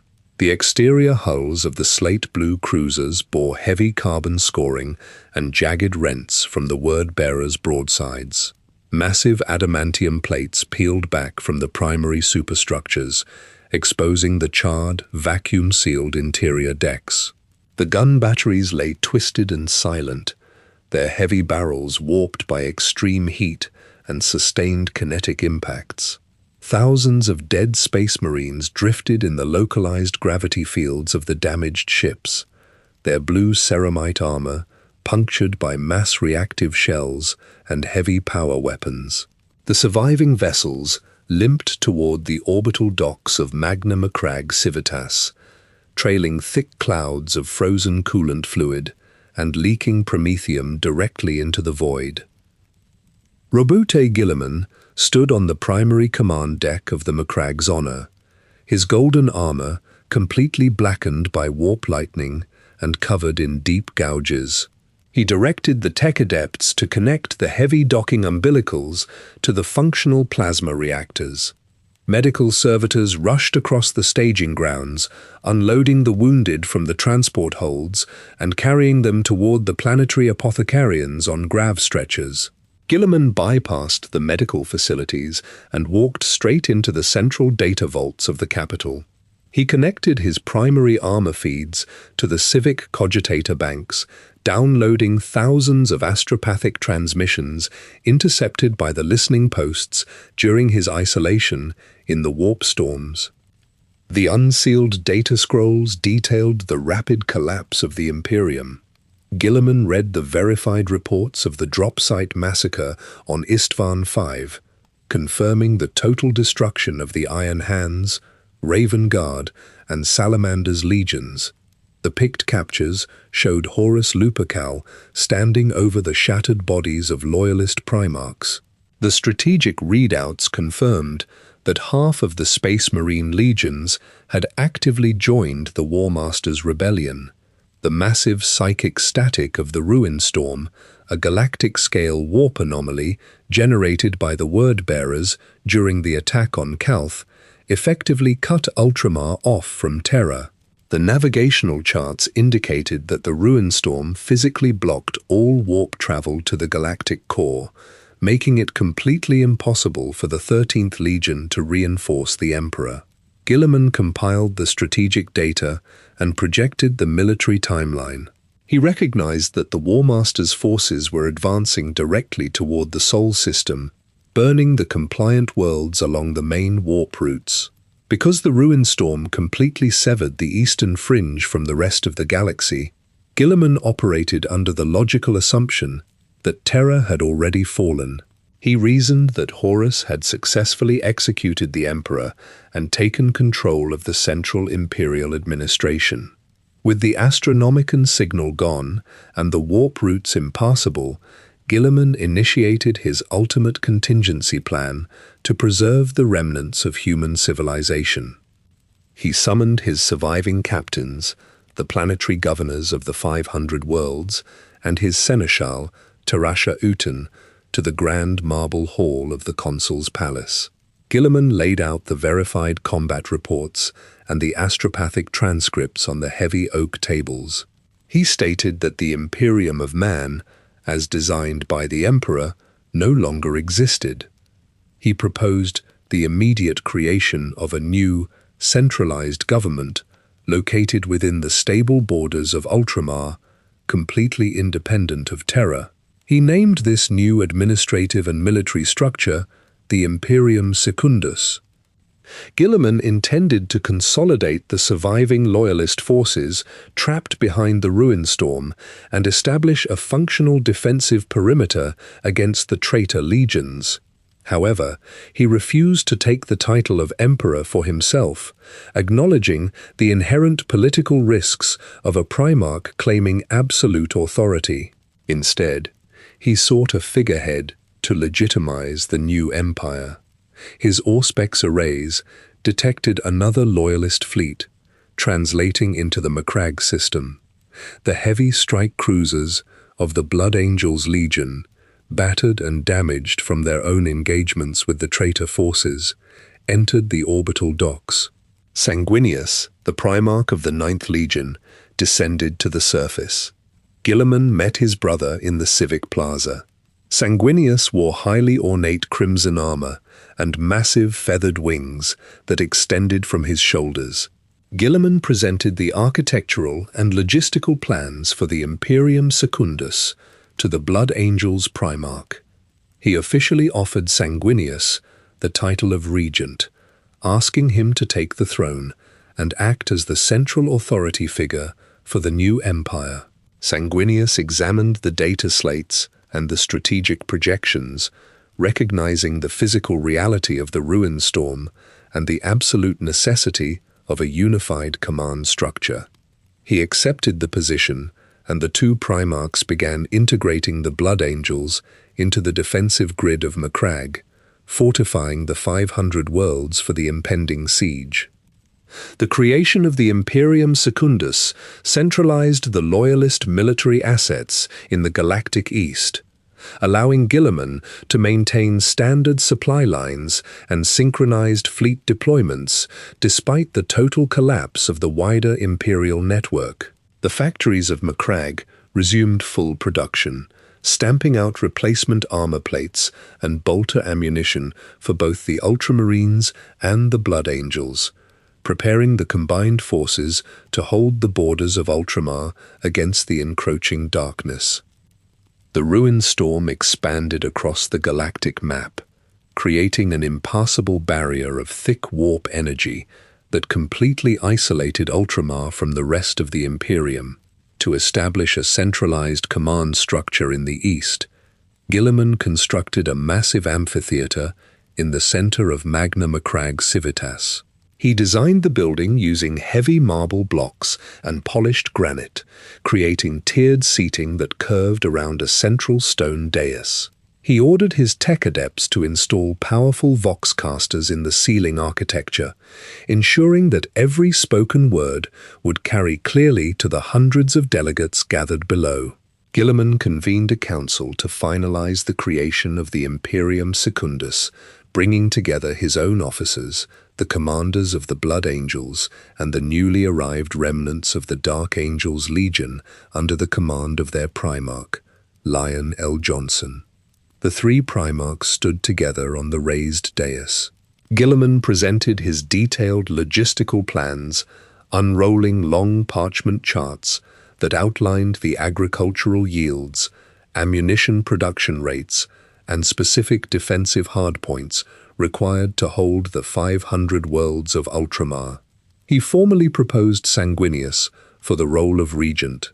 Sanguinius stepped forward, wearing his heavily ornamented crimson armor, his white wings folded tightly against his back. He accepted the heavy golden crown crafted by the Macraggian metallurgists, physically placing it on his own head and officially taking the throne of the Imperium Secundus. Lion L. Johnson, standing to the right in dark green ceramite plating, assumed the role of Lord Protector, taking direct command of all military forces within the new empire. Guilliman stepped back, taking the position of Lord Warden, completely dedicating himself to the logistical management of the unified armies. As the three Primarchs established their new government, Conrad Kurtzer, the Primarch of the traitor Night Lord's Legion, infiltrated the capital city. Kurds moved through the shadows of the lower transit arteries, his midnight blue armor absorbing the limited light of the street lamps. He bypassed the heavy iron blast doors of the civic centers, scaling the vertical ferrocrete walls using sharp, electrified climbing claws attached to his gauntlets. He sought to dismantle the Imperium Secundus by assassinating its architects. Kurz breached the heavy glass windows of the central amphitheater during a private strategy meeting between Guilliman and the Lion. He dropped from the high vaulted ceiling, landing directly on the marble table and shattering the hololithic projectors. He swung heavy lightning claws, the energized blades slicing through the brass map cylinders and cutting deep into the heavy oak wood. Guilliman drew his broadsword and lunged forward, locking blades with the Night Lord. The Lion drew a long, humming power sword and flanked Kurz, driving the tip of the weapon toward the traitor's exposed side. Kurz moved with erratic, unpredictable speed, twisting his body away from the strikes and dragging his claws across Guilliman's armored chest plate. The three Primarchs fought through the amphitheater, smashing marble columns and overturning heavy stone benches. Kurz detonated highly explosive fragmentation charges attached to his belt, dropping the ceiling framework and using the falling debris to cover his escape back into the dark transit tunnels beneath the city. Following the assassination attempt, Guilliman and the Lion deployed their legions to hunt Kurz across the planet. Space Marines equipped with heavy Auspex scanners and thermal imaging visors swept through the deep ravines of the Illyrian Mountains and the heavy industrial sectors of the capital. During the hunt, the psychic choirs, stationed in the orbital spires of Macragge, registered a sudden, massive shift in the ruin storm. A brilliant beam of focused psychic light pierced the thick, swirling bands of warp energy, shining directly from the galactic core. The navigators observed the signal through their glass viewports, recognizing the exact frequency and intensity of the Astronomicon, the Emperor's guiding light on Terra. The physical reappearance of the Astronomicon proved that the Emperor still lived, and that Terra had not fallen to the War Master. Guilliman stood in the observation deck of the Macragge's Honor, watching the steady pulse of the psychic beacon. He immediately dissolved the Imperium Secundus, formally retracting the title of Regent from Sanguinius and striking the new civic codes from the Macraggian law ledgers. He ordered the immediate mass mobilization of all loyalist forces within Ultramar. The Ultramarines, Blood Angels and Dark Angels loaded their heavy battle tanks and bolter ammunition back into the orbital dropships. Guilliman set a direct course for the Sol system, intending to break through the remaining warp blockades and bring the full, combined military strength of the Eastern Fringe directly to the defense of Terra. The combined fleet of the Imperium Secundus activated its plasma drives, pushing through the violent outer edges of the ruin storm. Heavy warp turbulence battered the adamantium hulls of the strike cruisers, snapping thick mooring cables and overloading the Geller fields. Guilliman stood on the command deck of the Macragge's Honor, directing the navigators to plot micro-jumps through the dense, immaterial static. The ships burned significant fuel reserves, executing these short, precise translations, slowly carving a physical path out of the Ultramar sector. They aimed their trajectories toward the ruin storm's blockade over the planetary system of Davin, a central hub necessary to clear the primary warp routes to Terra. When the Loyalist Armada dropped into real space above Davin, they encountered a massive demonic blockade. The ruin storm anchored itself to the physical planet, generating a spherical wall of hardened warp matter that completely surrounded the globe. Thick, fleshy tendrils of immaterium reached out from the barrier, latching onto the leading Ultramarines frigates and crushing their armored hulls.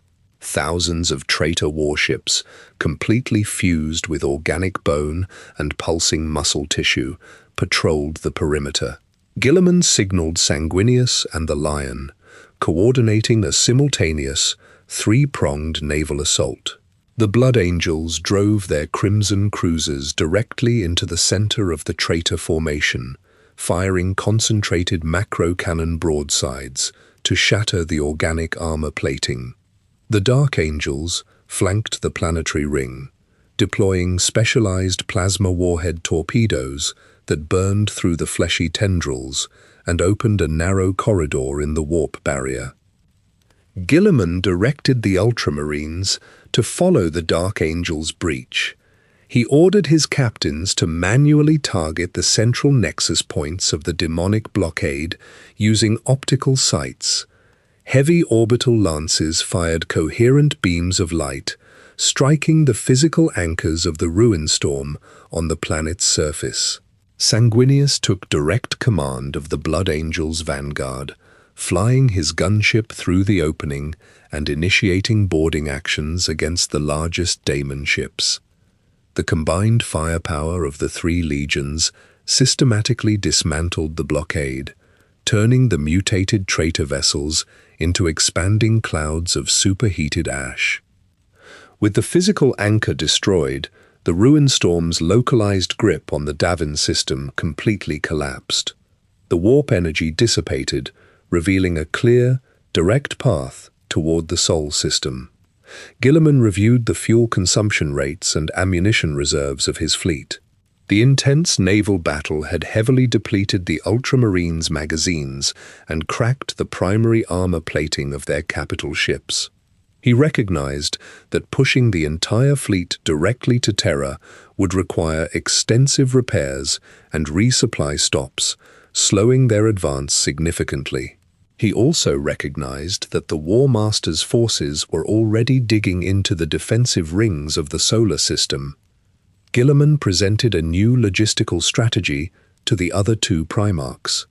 He instructed Sanguinius to take the fastest, most intact cruisers from all three legions and burn directly for Terra, avoiding all external engagements. He directed the Lion to take the Dark Angels' fleet and launch immediate, full-scale assaults against the traitor legion's homeworlds, intending to permanently destroy their supply lines and recruitment centers. Guilliman took command of the main body of the Ultramarines' fleet, aiming to hit the trailing edges of Horus's armada. His specific objective was to act as a massive anvil, crushing the War Master's rear guard and forcing Horus to divert significant resources away from the siege of Terra to protect his flanks. The three fleets separated above Davin. Sanguinius accelerated toward the galactic core, pushing his plasma drives to maximum output. The Lion turned his dark green warships outward, moving to enact absolute destruction on the traitor supply worlds. Guilliman rotated the Macrag's Honor and the bulk of the slate blue armada, setting a course for the outer perimeter of the Sol system. He ordered his tech adepts to repair the breached hull sections with heavy steel patches and directed his armories to load every remaining mass-reactive shell into the primary magazines. The giant Primarch stood before the main viewport, watching the distant, faint light of the Astronomicon, and prepared his legion to execute the final, massive counterstroke against the War Master's rebellion. The Ultramarines' fleet dropped out of the warp at the very edge of the Sol system, the massive plasma drives of their strike cruisers burning white-hot as they rapidly decelerated. Guilliman stood on the command deck of the Macrag's Honor, his eyes locked onto the optical feeds, displaying the orbital space around Terra. The void was choked with the wreckage of thousands of destroyed warships. Smashed adamantium hulls, severed docking umbilicals, and frozen debris formed a dense ring around the throne world. The heavy defensive platforms that once guarded the inner system lay cracked and silent, their macro cannons completely melted. Traitor vessels bearing the colors of the Sons of Horus, the Iron Warriors, and the World Eaters drifted without power, their plasma reactors dead. Guilliman directed his navigators to chart a direct path through the debris field. The slate-blue warships of the 13th Legion fired their maneuvering thrusters, pushing the shattered hulks aside as they pushed toward the atmosphere. The voxcasters on the command deck cracked with heavy static, filtering through localized distress beacons and scattered tactical reports. Guilliman verified the physical status of the ground war. The traitor legions had broken the siege of Terra, completely abandoning their trench lines and heavy artillery positions around the Imperial Palace. The massive siege towers lay overturned in the ash, and millions of traitor infantry were actively retreating toward their landing craft. The sudden arrival of the Ultramarines had forced the War Master's armies to break the siege and flee the Sol system. Guilliman immediately ordered his drop pods to launch. He descended to the surface of Terra, his pod slamming into the cracked ferrocrete of the inner palace courtyard. He stepped out into the thick, grey ash covering the ground. The massive golden gates of the Imperial Palace were completely shattered, the heavy hinges melted by sustained melter fire. The bodies of blood angels, Imperial fists, and the Emperor's personal custodian guard lay piled on the stone steps, their armor hacked open by chainswords and power axes. Guilliman walked past the dead, moving rapidly through the ruined outer halls and into the deep subterranean command bunkers. Inside the central sanctum, Guilliman found the surviving loyalist Primarchs. Rogel Dawn of the Imperial Fists stood near a heavy iron medical slab. The Emperor of Mankind lay on the slab, his golden armor completely crushed and his chest cavity torn open by a massive physical trauma. Blood pooled on the iron table, and tech adepts frantically attached heavy copper cables and life support tubes directly into the Emperor's spine and neck. Lemon Russ of the Space Wolves knelt on the floor, his armor covered in thick layers of dried blood and ash. The body of Sanguinius lay nearby, his white wings broken and his crimson armor completely shattered. Guilliman looked at the broken body of the Emperor, processing the absolute physical destruction of the Imperial command structure. He stepped forward and placed his hand on the edge of the medical slab. The tech adepts engaged the stasis generators, sealing the Emperor within a localized temporal field to halt his immediate biological death. Guilliman turned away from the table, his tactical mind instantly calculating the required logistical steps to prevent the total collapse of the Imperium. He ordered the tech priests to physically lift the Emperor and transport him to the Golden Throne, a massive psychic amplification engine located deeper within the palace. With the Emperor confined to the Golden Throne and the War Master dead, Guilliman assumed the role of Lord Commander of the Imperium. He established a new administrative headquarters within the ruined palace, setting up long wooden tables and laying out heavy parchment maps. He ordered the remaining loyalist legions to immediately pursue the retreating traitor forces. He assigned specific tactical vectors to the Space Wolves, the Dark Angels, and the White Scars, directing them to hunt the fleeing traitors back toward the Eye of Terror, a massive permanent warp storm in the galactic northwest. This organized counteroffensive, known as the Great Scouring, pushed the remaining rebellious legions out of Imperial space, physically clearing the core sectors of the immediate military threat. While the other legions hunted the traitors, Guilliman focused entirely on rebuilding the shattered infrastructure of the Imperium. He summoned hundreds of scribes, logisticians, and surviving military commanders to Terra.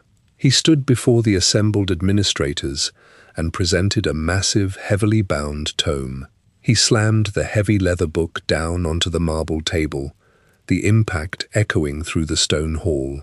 He called the document the Codex Astartes.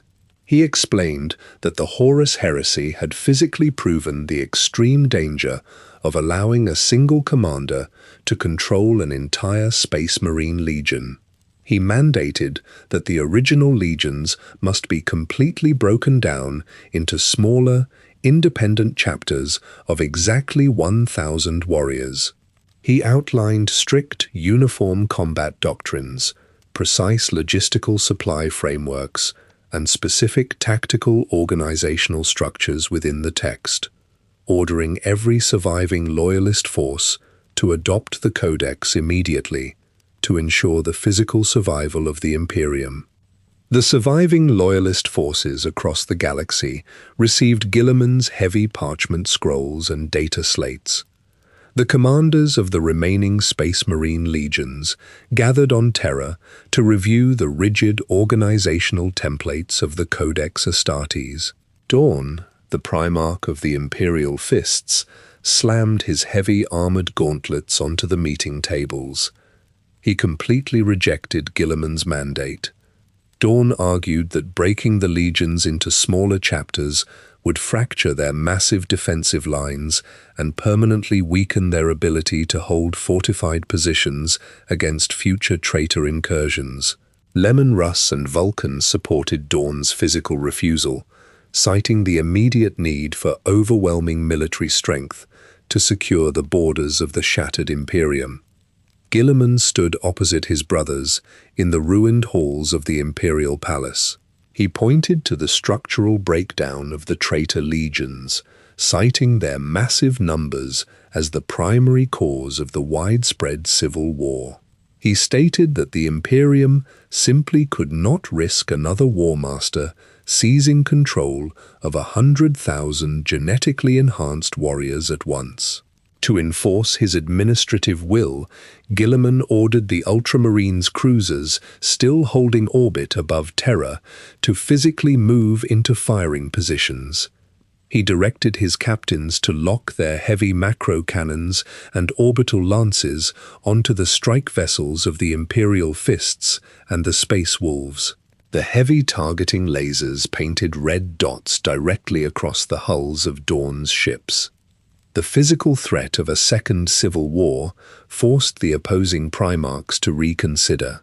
The Imperial Fists cruisers powered down their primary plasma batteries. Dawn stepped away from the meeting tables, his armor scraping against the stone floor, and formally accepted the terms of the Codex Astartes. The massive Space Marine legions immediately began the physical process of separation. The Ultramarines divided their hundreds of thousands of warriors into the required 1,000-man chapters. The original 13th Legion split into the Nova Marines, the Genesis chapter, the Praetors of Orpheus, and dozens of other distinct tactical formations. They repainted their slate blue ceramite armor with specific heraldry and loaded their designated bolters and combat blades onto specialized transport vessels. These new chapters launched from the orbital docks, spreading out across the galaxy to establish independent fortress monasteries and secure individual star systems. With the Codex Astartes implemented and the military structure completely reorganized, Guilliman focused on securing the immediate borders of the Ultramar sector. The traitor legions had broken apart into separate raiding fleets, utilizing the chaotic warp storms of the Eye of Terror to launch highly destructive strikes against isolated Imperial worlds. The Emperor's Children, a traitor legion clad in bright purple and gold armor, targeted the outer agricultural planets of the Eastern Fringe. They deployed sonic weaponry and heavy noise marines to shatter the civilian biodomes, turning the fertile crop fields into irradiated wastelands. Guilliman gathered the remaining core chapter of the Ultramarines and tracked the Emperor's Children to the planet Thessala. The giant Primarch stepped onto the primary command deck of the Macrag's Honor, his golden armor fully repaired and his broadsword polished. He analyzed the Auspex readouts and determined the exact coordinates of the traitor flagship, the pride of the Emperor. He directed his navigators to plot a precise interception course, intending to confront the leader of the Emperor's Children, his corrupted brother Fulgrim, directly. The Macrag's Honor dropped out of the warp directly above Thessala, its heavy prow slamming through the outer defensive ring of traitor gunships. Guilliman ordered his boarding torpedoes to launch immediately. The heavy adamantium capsules punched through the hull of the Pride of the Emperor, cutting deep into the lower cargo bays. Guilliman stepped out of his transport, igniting the disruptive energy field of the Hand of Dominion. He advanced through the twisted, heavily perfumed corridors of the traitor flagship, stepping over the mutilated bodies of captured Imperial serfs. He cleared the central transit junction, moving steadily toward the primary command sanctum, where Fulgrim waited. Guilliman gripped the hilt of his broadsword, preparing his tactical stance for the physical confrontation that would dictate his fate for the next 10 millennia. Guilliman stepped onto the command deck of the Pride of the Emperor. The air inside the traitor flagship smelled heavily of sweet incense and rotting meat. Smashed glass and twisted metal covered the floor plates, and chaotic, shifting colors pulsed from the remaining lumen strips. Fulgrim sat on a raised throne, constructed of bone and fused adamantium. He no longer possessed his human form. A thick, serpentine lower body, covered in iridescent purple scales, replaced his legs, coiling around the base of the throne. 4 arms extended from his torso, each grasping a different, poisoned blade. Fulgrim's face retained a mockery of its former perfection, twisted by a continuous, unnatural smile. He slid down from the throne, his massive snake body dragging across the deck. Guilliman did not speak. He raised his broadsword and charged directly up the central aisle.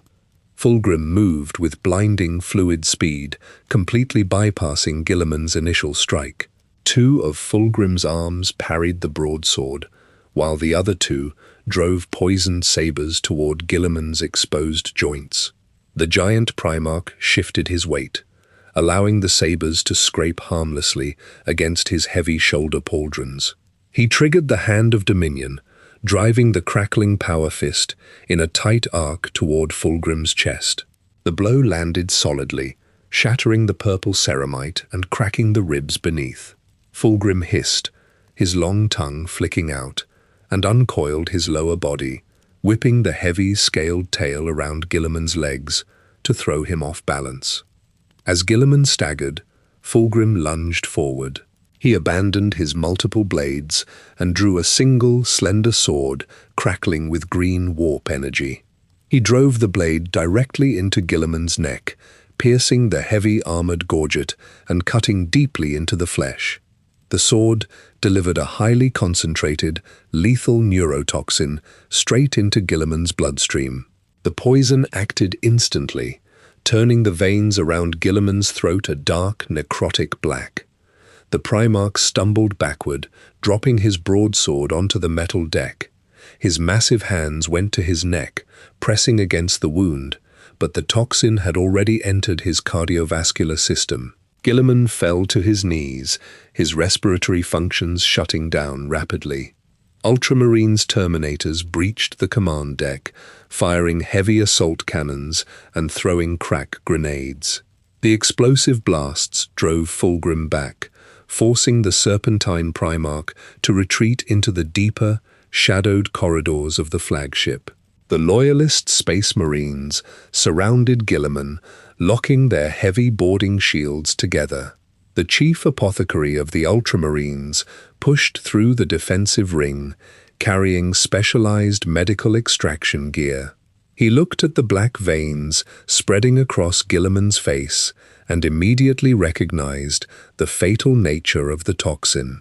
The apothecary ordered the Terminators to physically lift the Primarch and carry him back to the boarding torpedoes. They loaded Guilliman into the transport and launched back toward the Macragg's honor. Inside the medical bay of the Loyalist flagship, the apothecaries stripped away Guilliman's golden armor.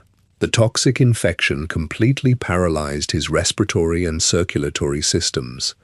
The medical servitors attached heavy circulatory pumps and artificial oxygenators to his chest. but the poison continued to degrade his cellular structure. Recognizing that biological death was imminent, the chief apothecary ordered the activation of a specialized stasis field. The tech priests engaged the heavy machinery, locking Guilliman inside a localized temporal bubble. The field froze him precisely at the moment of his death, preserving the exact state of his body and suspending the progression of the poison indefinitely. The Ultramarines transported the stasis field to Macragge. They constructed a massive shrine inside the Temple of Hera, building heavy marble walls and thick plasteel bulkheads around the central chamber. They placed Guilliman, still frozen inside the stasis field, onto a massive marble throne. The temporal energy cast a faint blue light over his pale face and the unhealed wound on his neck. The Ultramarines sealed the shrine, assigning an elite honor guard to permanently watch over the stasis throne. Pilgrims from across the 500 worlds of Ultramar traveled to the capital, standing outside the heavy iron doors to view the frozen Primarch. The immediate threat of the Horus heresy ended, but the Imperium entered a long period of stagnation, with Guilliman locked away in a state of suspended death for 10,000 years. While Guilliman sat frozen in the stasis field, the Imperium of Man degraded significantly. The High Lords of Terra, a council of mortal bureaucrats, assumed total control of the central administration. They issued millions of parchment edicts, establishing a massive, highly complex ecclesiastical bureaucracy. They authorized the construction of towering stone cathedrals on every compliant world, filling them with stained glass windows, depicting the emperor not as a secular leader, but as a divine god. Billions of imperial citizens knelt on hard stone floors, burning heavy incense and chanting standardized prayers to the Golden Throne. The Imperial Inquisition formed, deploying specialized agents wearing heavy black carapace armor to enforce this religious doctrine. These inquisitors burned entire populations for perceived heresy, executing anyone who questioned the new theocratic structure. Outside the borders of the Imperium, the traitor legions regrouped within the Eye of Terror. 10,000 years after the heresy, a massive fleet of chaotic warships poured out of the warp storm. Abaddon the Despoiler, the new war master of the Chaos Forces, led the armada. Abaddon wore towering black Terminator armor and carried a massive, daemon-possessed sword named Drachnian. He directed his forces directly toward the Cadian Gate, the primary stable warp route leading into Imperial space. Abaddon executed a highly specific tactical strike. He ordered his tech priests to crash a massive, heavily fortified asteroid known as a Blackstone Fortress directly into the surface of Cadia. The physical impact fractured the planet's crust and shattered the underground pylons that held back the warp. The destruction of Cadia caused a catastrophic, galaxy-wide event. A massive tear in reality, known as the Great Rift, ripped across the entire galactic map. Thick bands of purple and red immaterial energy physically divided the Imperium in half, completely cutting off the northern sectors from the light of the Astronomicon. Demonic incursions erupted on thousands of worlds simultaneously, overwhelming the local planetary defense forces and the scattered Space Marine chapters. During this absolute chaos, a specialized faction of tech priests from the Adeptus Mechanicus arrived on Macragge. Belisarius Cawl, the Archmagos Dominus, led the expedition.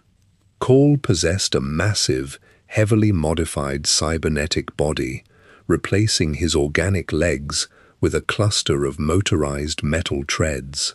He carried a heavy, lead-lined containment casket into the Temple of Hera.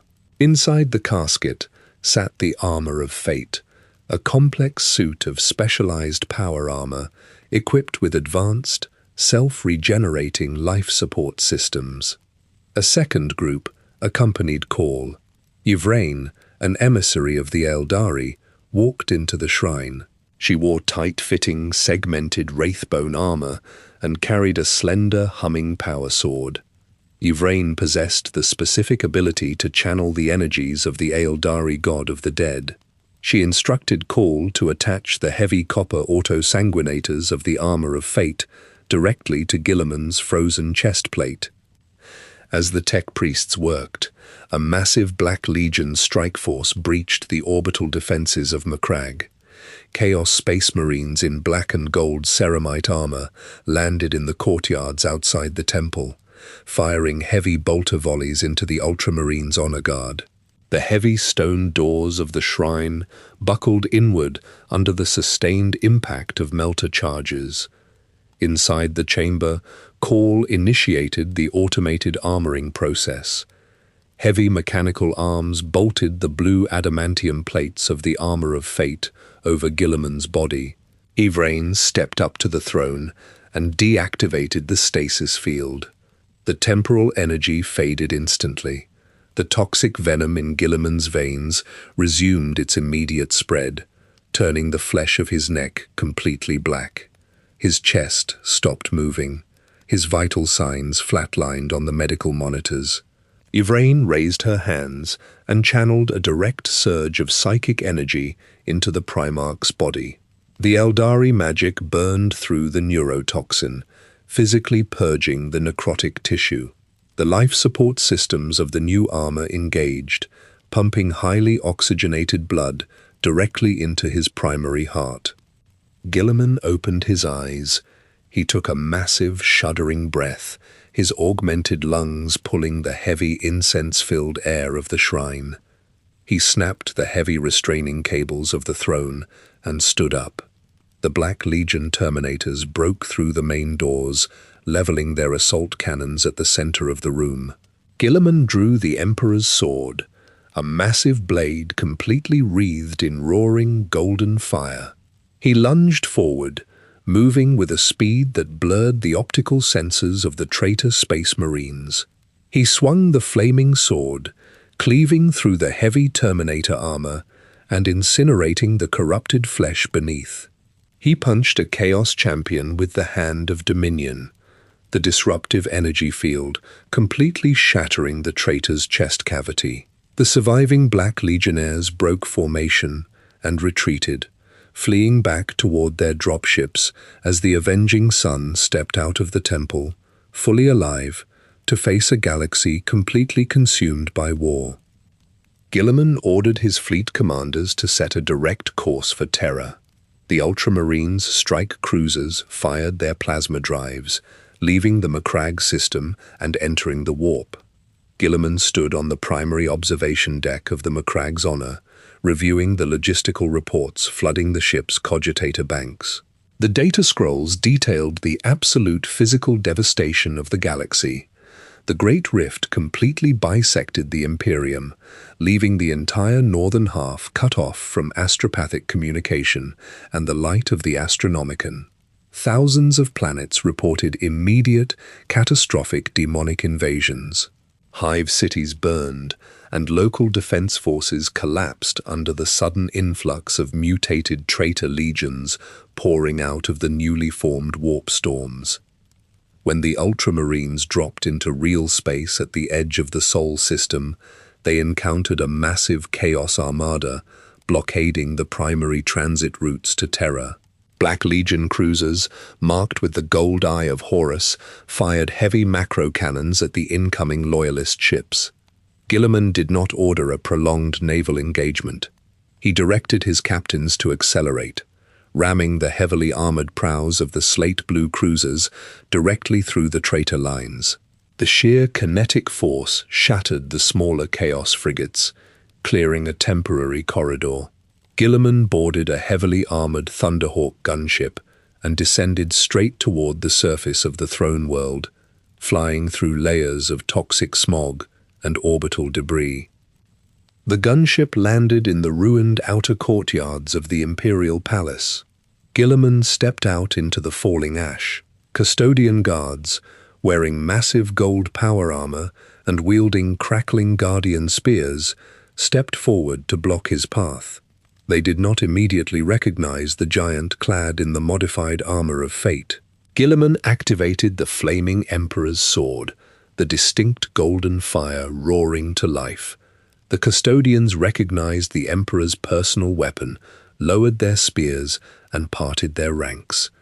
Guilliman walked past them, passing through the heavily fortified inner gates and entering the primary throne room. The air inside the massive chamber smelled of ozone, burnt metallic wire, and ancient dry dust. 10,000 tech priests monitored the towering, complex machinery of the Golden Throne. Heavy copper cables, thick with age and corrosion, fed directly into the mummified remains of the Emperor. Guilliman approached the base of the throne and ordered everyone to leave the room. The custodians and tech priests filed out, sealing the heavy blast doors behind them. Guilliman stood alone before the rotting corpse of his father for a full day and night. He did not speak aloud, but he communicated with the raw, psychic presence radiating from the throne. The Emperor's mind, fractured by 10 millennia of constant pain, pushed specific strategic directives into Guilliman's consciousness, assigning him the singular task of saving the dying Imperium. Guilliman emerged from the throne room. He gathered the High Lords of Terror, the Custodian Captain General, and the commanders of the surrounding Space Marine chapters in the central strategy sanctum. He stood before the massive hololithic map of the bisected galaxy and formally declared the initiation of the Indomitus Crusade. He ordered Belisarius Cawl to activate the secret foundries hidden beneath the surface of Mars. For 10,000 years, Cawl had been cultivating a new generation of genetically enhanced warriors based on Guilliman's specific instructions. These Primaris Space Marines stepped out of their stasis pods. They stood taller and physically broader than the standard Astartes. They wore thicker Mark X power armor and carried rapid-firing bolt rifles with extended magazines. Guilliman integrated these new Primaris Marines directly into the existing chapters. He organized thousands of new strike forces, loading them into massive, newly constructed repulsor tanks and heavy transport vessels. The Indomitus Crusade launched from the Sol system in multiple, highly coordinated battle groups. They pushed out across the southern half of the galaxy, striking directly at the Chaos blockades and securing vital supply lines. Guilliman personally led the primary fleet, driving straight into the heart of the warp storms. The Crusade forces landed on besieged planets, immediately deploying heavy armor and Primaris infantry. They shattered the Chaos strongholds, executed the corrupted planetary governors, and re-established the rigid, highly efficient administrative protocols of the Codex Astartes. Tech Marines rebuilt the destroyed atmospheric scrubbers and orbital defense grids, physically securing the compliant worlds before the fleet moved to the next target. Guilliman's structured military doctrine pushed the Chaos forces back, slowly stabilizing the southern borders of the Imperium and setting the stage for his push into the dark, completely isolated northern sectors. The astropathic relays aboard the Macrag's Honor received a continuous stream of prioritized data bursts. Scribes transcribed the telepathic signals onto long vellum scrolls using automated brass autoquills. They handed the heavy parchment directly to Roboute Guilliman. Guilliman unrolled the scrolls across his brass tactical console and examined the precise agricultural and military reports. The data listed a rapid, system-wide biological contamination spreading across the 500 worlds of Ultramar. The reports specified the exact mortality rates of the local defense forces, the millions of tons of liquefied grain in the civic silos, and the physical mutation of the planetary flora. Furthermore, the orbital pict captures displayed swollen olive-green warships holding position above the agricultural planets. Guilliman recognized the distinct heraldry of the Death Guard, the traitor legion dedicated to biological warfare and infectious decay. Consequently, he ordered his navigators to recalibrate the fleet's targeting cogitators. He physically altered the trajectory of the Indomitus Crusade, turning thousands of slate-blue strike cruisers away from their galactic expansion routes and setting a direct course back to the eastern fringe. Down on the surface of the ultramar agricultural worlds, highly concentrated viral strains saturated the atmosphere. Thick swarms of heavy black flies blotted out the sunlight, clogging the intake valves of the atmospheric scrubbers and shorting out the municipal electrical grids. The terraced wheat fields decomposed into deep pits of brown, bubbling slime. The heavy steel combine engines oxidized rapidly, their thick iron treads flaking into orange rust within hours of exposure to the corrosive fog. The Death Guard Space Marines marched slowly through the knee-deep sludge. They wore swollen, cracked ceramite armor, leaking yellow pus and dark brown fluids from exposed joints. They carried rusted bolters loaded with toxic, highly acidic, mass-reactive shells. Moreover, they swung heavy plague knives coated in concentrated necrotic bacteria, cutting down the coughing, violently ill Macragian planetary defenders. Mortarion, the daemon primarch of the Death Guard, supervised the biological saturation from the surface of the targeted planets. Mortarion possessed a massive, gaunt frame wrapped in a tattered, heavy grey cloak. Huge, ragged moth wings extended from his shoulders, shedding highly radioactive dust onto the ground with every downward flap. He wore a heavy brass rebreather mask fitted with thick, fluid-filled hoses connecting directly to his chest plating. He exhaled dense clouds of yellow, highly acidic gas that melted the ferrocrete walls of the civic centers and immediately liquefied the respiratory systems of the retreating civilians. He carried a massive iron scythe named Silence. Mortarion dragged the heavy blade across the stone plazas, leaving a deep trench of bubbling green acid in his wake, before cleaving through the adamantium gates of the local fortresses and allowing his bloated infantry to pour into the subterranean bunkers.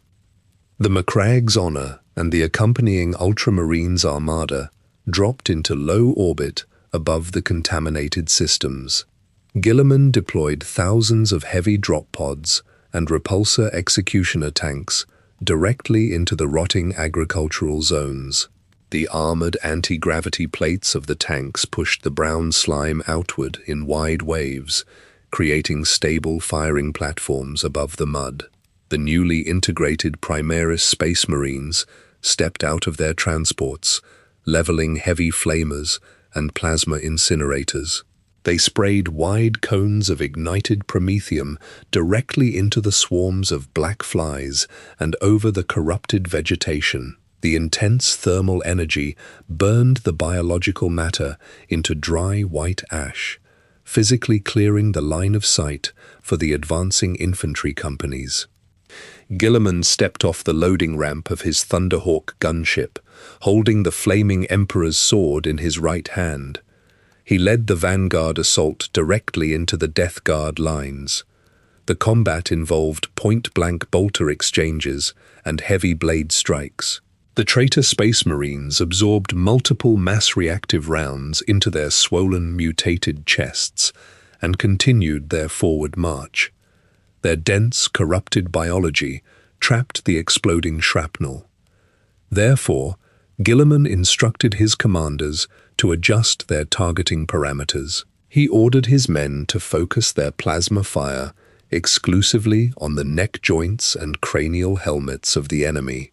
Guilliman demonstrated the tactic, swinging his flaming blade through the neck of a charging Death Guard Terminator and instantly cauterizing the severed stump. He stepped forward and punched a second traitor with the hand of dominion, utilizing the power fist's disruptive energy field to completely cave in the warrior's ceramite breastplate and shatter the mutated organs beneath. The concentrated use of heavy thermal weapons and directed plasma fire steadily pushed the Death Guard forces out of the primary civic centers. Scribes collected soil samples and atmospheric readings, delivering the glass vials to the fleet's biological analysis laboratories. Guilliman reviewed the chemical breakdowns on his data slates. He tracked the highest concentration of the yellow acidic gas to the planet Iax, a world entirely dedicated to medical research and planetary hospital facilities. The picked feeds from Iax showed the primary surgical wards and white marble medical spires entirely overgrown with thick, pulsing vines and submerged in deep, toxic swamps. Guilliman recognized Iax as the central staging ground for Mortarian's biological operations. He instructed his tech adepts to physically install specialized, heavy-duty anti-corrosive filters into the helmets and power packs of his veteran squads. He boarded his heavily armored command gunship and ordered the pilot to launch from the staging ground. The thrusters burned blue-white as the transport accelerated through the cleared airspace, carrying Guilliman toward a direct, physical confrontation with his corrupted brother on the surface of the ruined medical world. The heavy armored transport landed in the center of a ruined courtyard on the planet Iax. The surrounding medical spires were completely encased in thick, pulsing organic vines that secreted a highly corrosive brown fluid onto the white marble masonry. Thick clouds of yellow, sulfurous gas hung low to the ground, significantly reducing visibility. Guilliman stepped out of the gunship, the servos in the armor of fate whining as he activated the Emperor's sword. The golden flames of the blade immediately burned away the toxic fog within a 10-meter radius. He led a company of Primaris Ultramarines forward, their heavy boot steps sinking into the rotting, liquefied soil. The Space Marines kept their bolters leveled, scanning the dense foliage for movement. At the center of the courtyard, Mortarian waited. The Daemon Primarch stood completely still, his massive grey moth wings folded tightly against his gaunt back. The heavy brass rebreather mask covered the lower half of his face, pumping thick, acidic gas directly into his lungs. He leaned heavily on his massive iron scythe. Silence. Surrounding Mortarian stood the Death Shroud, his elite Terminator bodyguards. The Death Shroud wore heavily rusted and bloated cataphractii armor, their visors obscured by layers of dried blood and dried pus. They carried heavy, two-handed power scythes and positioned themselves in a tight, overlapping defensive phalanx. Guilliman did not slow his advance. He pointed his sword directly at his corrupted brother, signaling the Primaris Marines to open fire. Mass reactive bolter rounds and searing blue plasma blasts struck the Death Shroud line. The heavy traitor armor absorbed the initial volley, the rusted ceramite completely failing to buckle under the kinetic impacts. Mortarian raised his left hand, and the surrounding toxic fog condensed into a localized, highly concentrated acidic storm. The heavy yellow clouds washed over the advancing Ultramarines, immediately corroding the blue paint on their armor and melting the external targeting lenses of their helmets. The Space Marines fell back, firing blindly into the gas as the acidic vapor ate through their seals and burned their exposed flesh. Guilliman pushed through the acidic cloud, the advanced life support systems of his armor rapidly filtering the toxins from his immediate atmosphere. He closed the physical distance, bringing his flaming sword down in a heavy, two-handed strike. Mortarion raised silence, catching the blade on the thick iron haft of his scythe. The impact generated a shockwave of thermal and kinetic energy that shattered the stone pavement beneath their boots. Mortarion pushed back, twisting the scythe and driving the curved blade toward Guilliman's midsection. Guilliman parried with the Hand of Dominion, the Power Fist's energy field, deflecting the rusted iron and sending a shower of sparks into the fog. The two giant brothers exchanged a rapid series of heavy, bone-jarring blows. Mortarion utilized his wings to perform short, erratic jumps, striking from elevated angles, while Guilliman maintained a solid, highly disciplined defensive stance, countering the sweeping attacks with calculated precision. As the duel progressed, the sheer physical attrition began to heavily favor Mortarion. The Daemon Primarch possessed unnatural stamina, drawing direct energy from the warp corruption saturating the planet. Mortarion stepped inside Guilliman's guard and drove his knee into Guilliman's chest plate. He followed the strike by slamming the heavy iron pommel of his scythe directly into the side of Guilliman's helmet. The massive impact cracked the reinforced armor-glass visor and knocked Guilliman backward. Before the avenging son could recover his balance, Mortarion lunged forward and grabbed him by the throat with a massive, gauntleted hand. He lifted Guilliman entirely off the ground, his rusted fingers digging deep into the blue ceramite gorget. Mortarion pulled Guilliman close, the exhaust valves of his brass rebreather venting thick, highly concentrated toxic fumes directly into the shattered visor of Guilliman's helmet. The toxins bypassed the armor's internal scrubbers entirely, filling Guilliman's augmented lungs with necrotizing gas and causing him to violently convulse.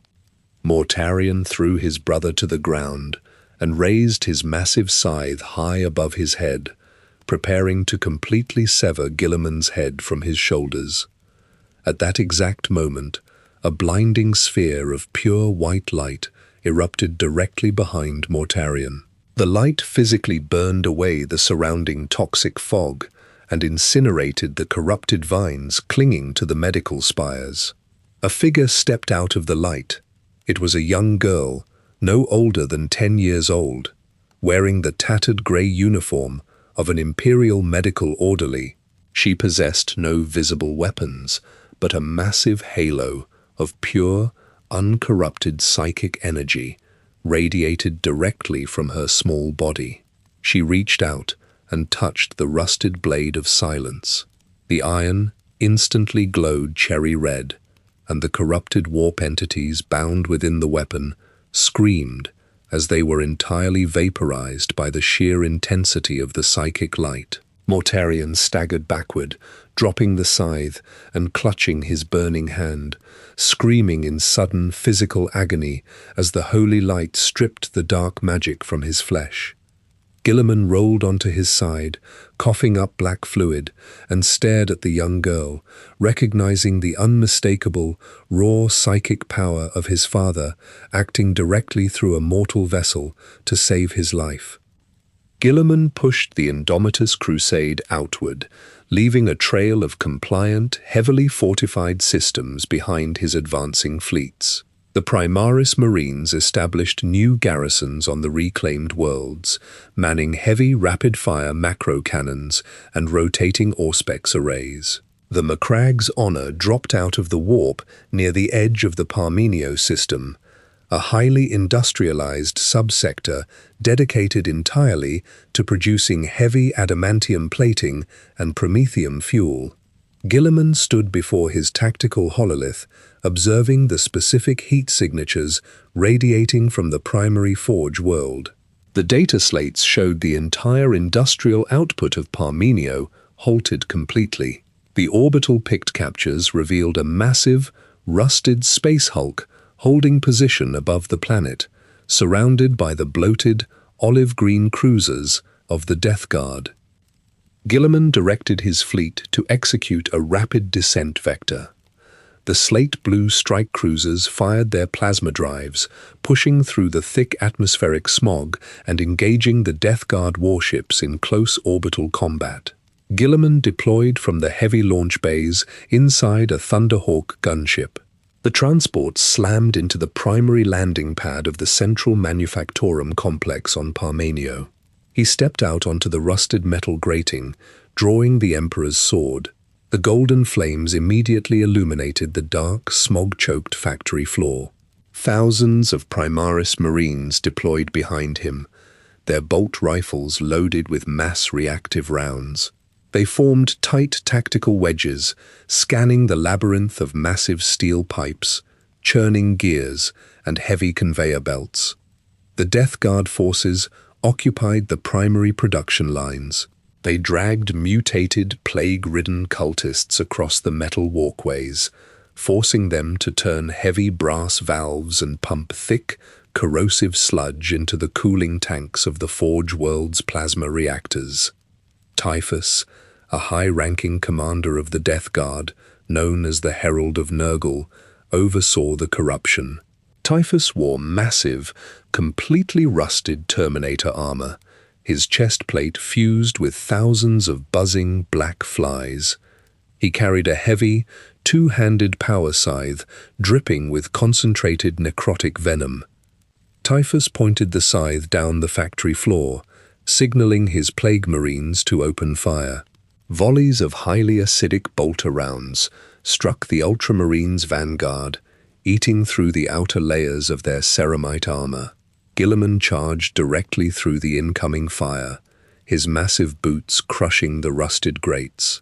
He swung the Emperor's sword in wide, sweeping arcs, the golden flames incinerating the heavy clouds of black flies swarming around Typhus's armor. He drove the crackling energy field of the Hand of Dominion into the chest plates of the Plague Marines, physically shattering their bloated ceramite and scattering their mutated internal organs across the factory floor. Typhus stepped forward, bringing his heavy scythe down in a brutal overhead arc. Guilliman raised his broadsword, catching the rusted iron blade on the flaming edge of his weapon. The impact sent a shockwave of thermal energy through the steel pipes, rupturing the pressure seals and venting superheated steam into the air. Typhus pushed back, exhaling a dense cloud of highly toxic yellow gas from his rebreather mask directly into Guilliman's face. The advanced filtration systems of the Armor of Fate immediately engaged, physically scrubbing the necrotic particles from the Primarch's oxygen supply. Guilliman stepped into the toxic cloud, driving his knee into Typhus's heavily armored midsection. He followed the strike by slamming the heavy pommel of the Emperor's sword against the side of Typhus's horned helmet. The impact cracked the rusted faceplate, forcing Typhus to stagger backward and drop his scythe. As Guilliman raised his flaming sword to execute the traitor commander, the primary plasma reactor of the Manufactorum complex suffered a catastrophic meltdown. The toxic sludge pumped into the cooling tanks entirely destabilized the core. Massive containment doors blew outward, releasing a massive wave of raw plasma and superheated radiation across the factory floor. The sheer thermal force incinerated the remaining Plague Marines and physically melted the heavy steel conveyor belts. Guilliman activated his armor's localized stasis generators, projecting a temporary kinetic shield around himself and the surviving Primaris Marines. The plasma wave washed over the shield, turning the surrounding factory into a sea of molten slag.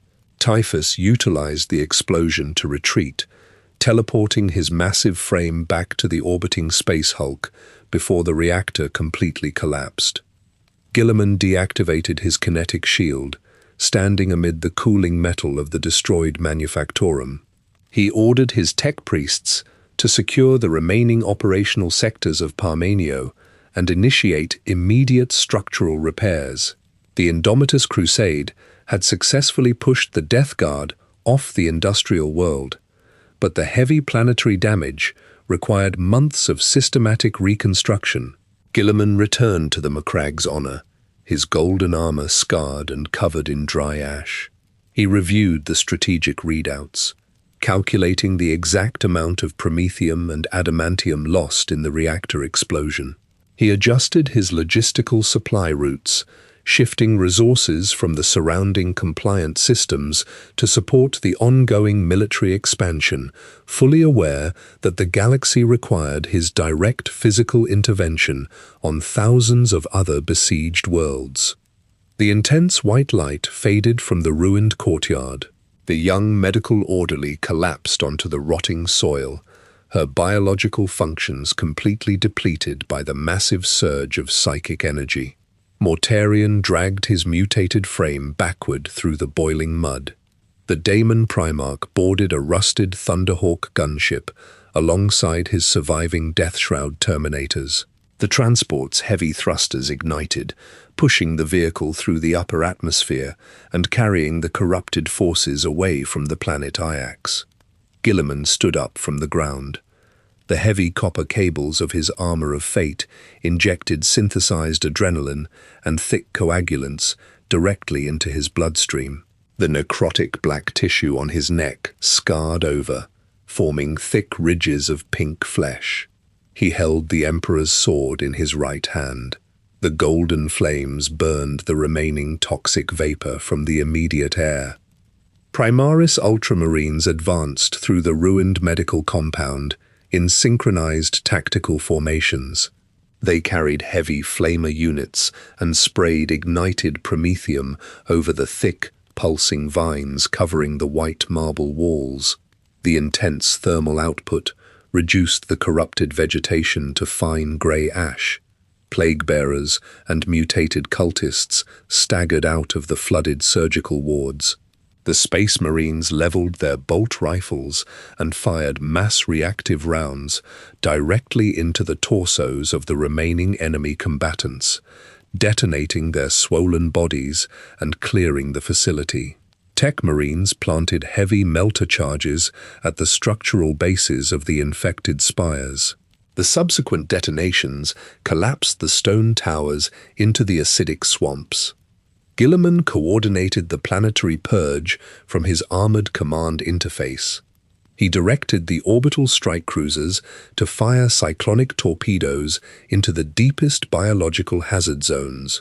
The high-yield warheads struck the planetary crust, converting the infectious sludge into wide craters of fused glass. The planetary defense forces set up heavy las cannon emplacements along the glass borders, securing the newly sterilized perimeters. With the immediate threat completely neutralized, the massive void ships of the Indomitus Crusade began the physical process of planetary extraction.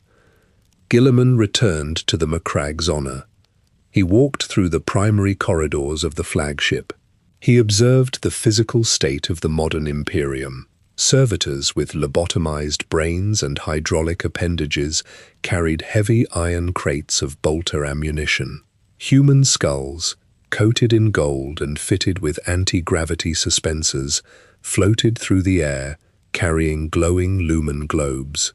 Scribes knelt on the hard brass deck grates, chanting standardized hymns while transcribing logistics data onto long vellum scrolls. Heavy brass censers swung from the vaulted ceilings, filling the corridors with thick, heavily scented smoke. Guilliman sat on his elevated command throne. He placed his massive gauntlets on the brass tactical console. He looked at the hololithic projection of the galaxy. The Great Rift appeared as a jagged slash of purple light, dividing the millions of pinpoint star markers. The Lord Commander of the Imperium took a heavy brass autoquill. He signed his name at the bottom of long parchment decrees, authorizing the deployment of 10,000 new Primaris Space Marines to the eastern borders. He stamped the documents with a heavy iron seal coated in hot red wax. He directed massive agricultural shipments from the Macragge systems to the starving hive worlds in the Segmentum Solar. He physically managed the supply lines, the troop deployments, and the construction of new orbital defense grids across thousands of star systems. He pushed his augmented biology to process the endless streams of data, working continuously through the standard planetary cycle. He commanded the absolute military might of humanity, standing as the final physical barrier between the surviving populations and the complete consumption of the galaxy by the warp. The massive plasma drives of the fleet ignited once again, pushing the slate-blue cruisers through the starfield toward the next embattled sector. The fire crackles and sends orange sparks up into the dark sky above us. The logs shift and settle into a bed of glowing red embers. The tale of the avenging sun requires a long time to tell, and the night has grown completely quiet around this refuge. Roboute Guilliman continues his endless physical labor among the distant stars, calculating supply lines and swinging his flaming sword against the horrors of the galaxy. He fights to give others another day of life. I see your eyes growing heavy in the warmth of the hearth. Wrap your heavy wool cloak tight around your shoulders and rest your head on your pack. Tomorrow brings another long journey across the transit routes, and you require restored strength. Sleep well, traveler. I will keep the fire burning and watch the perimeter until the morning sun breaks over the horizon.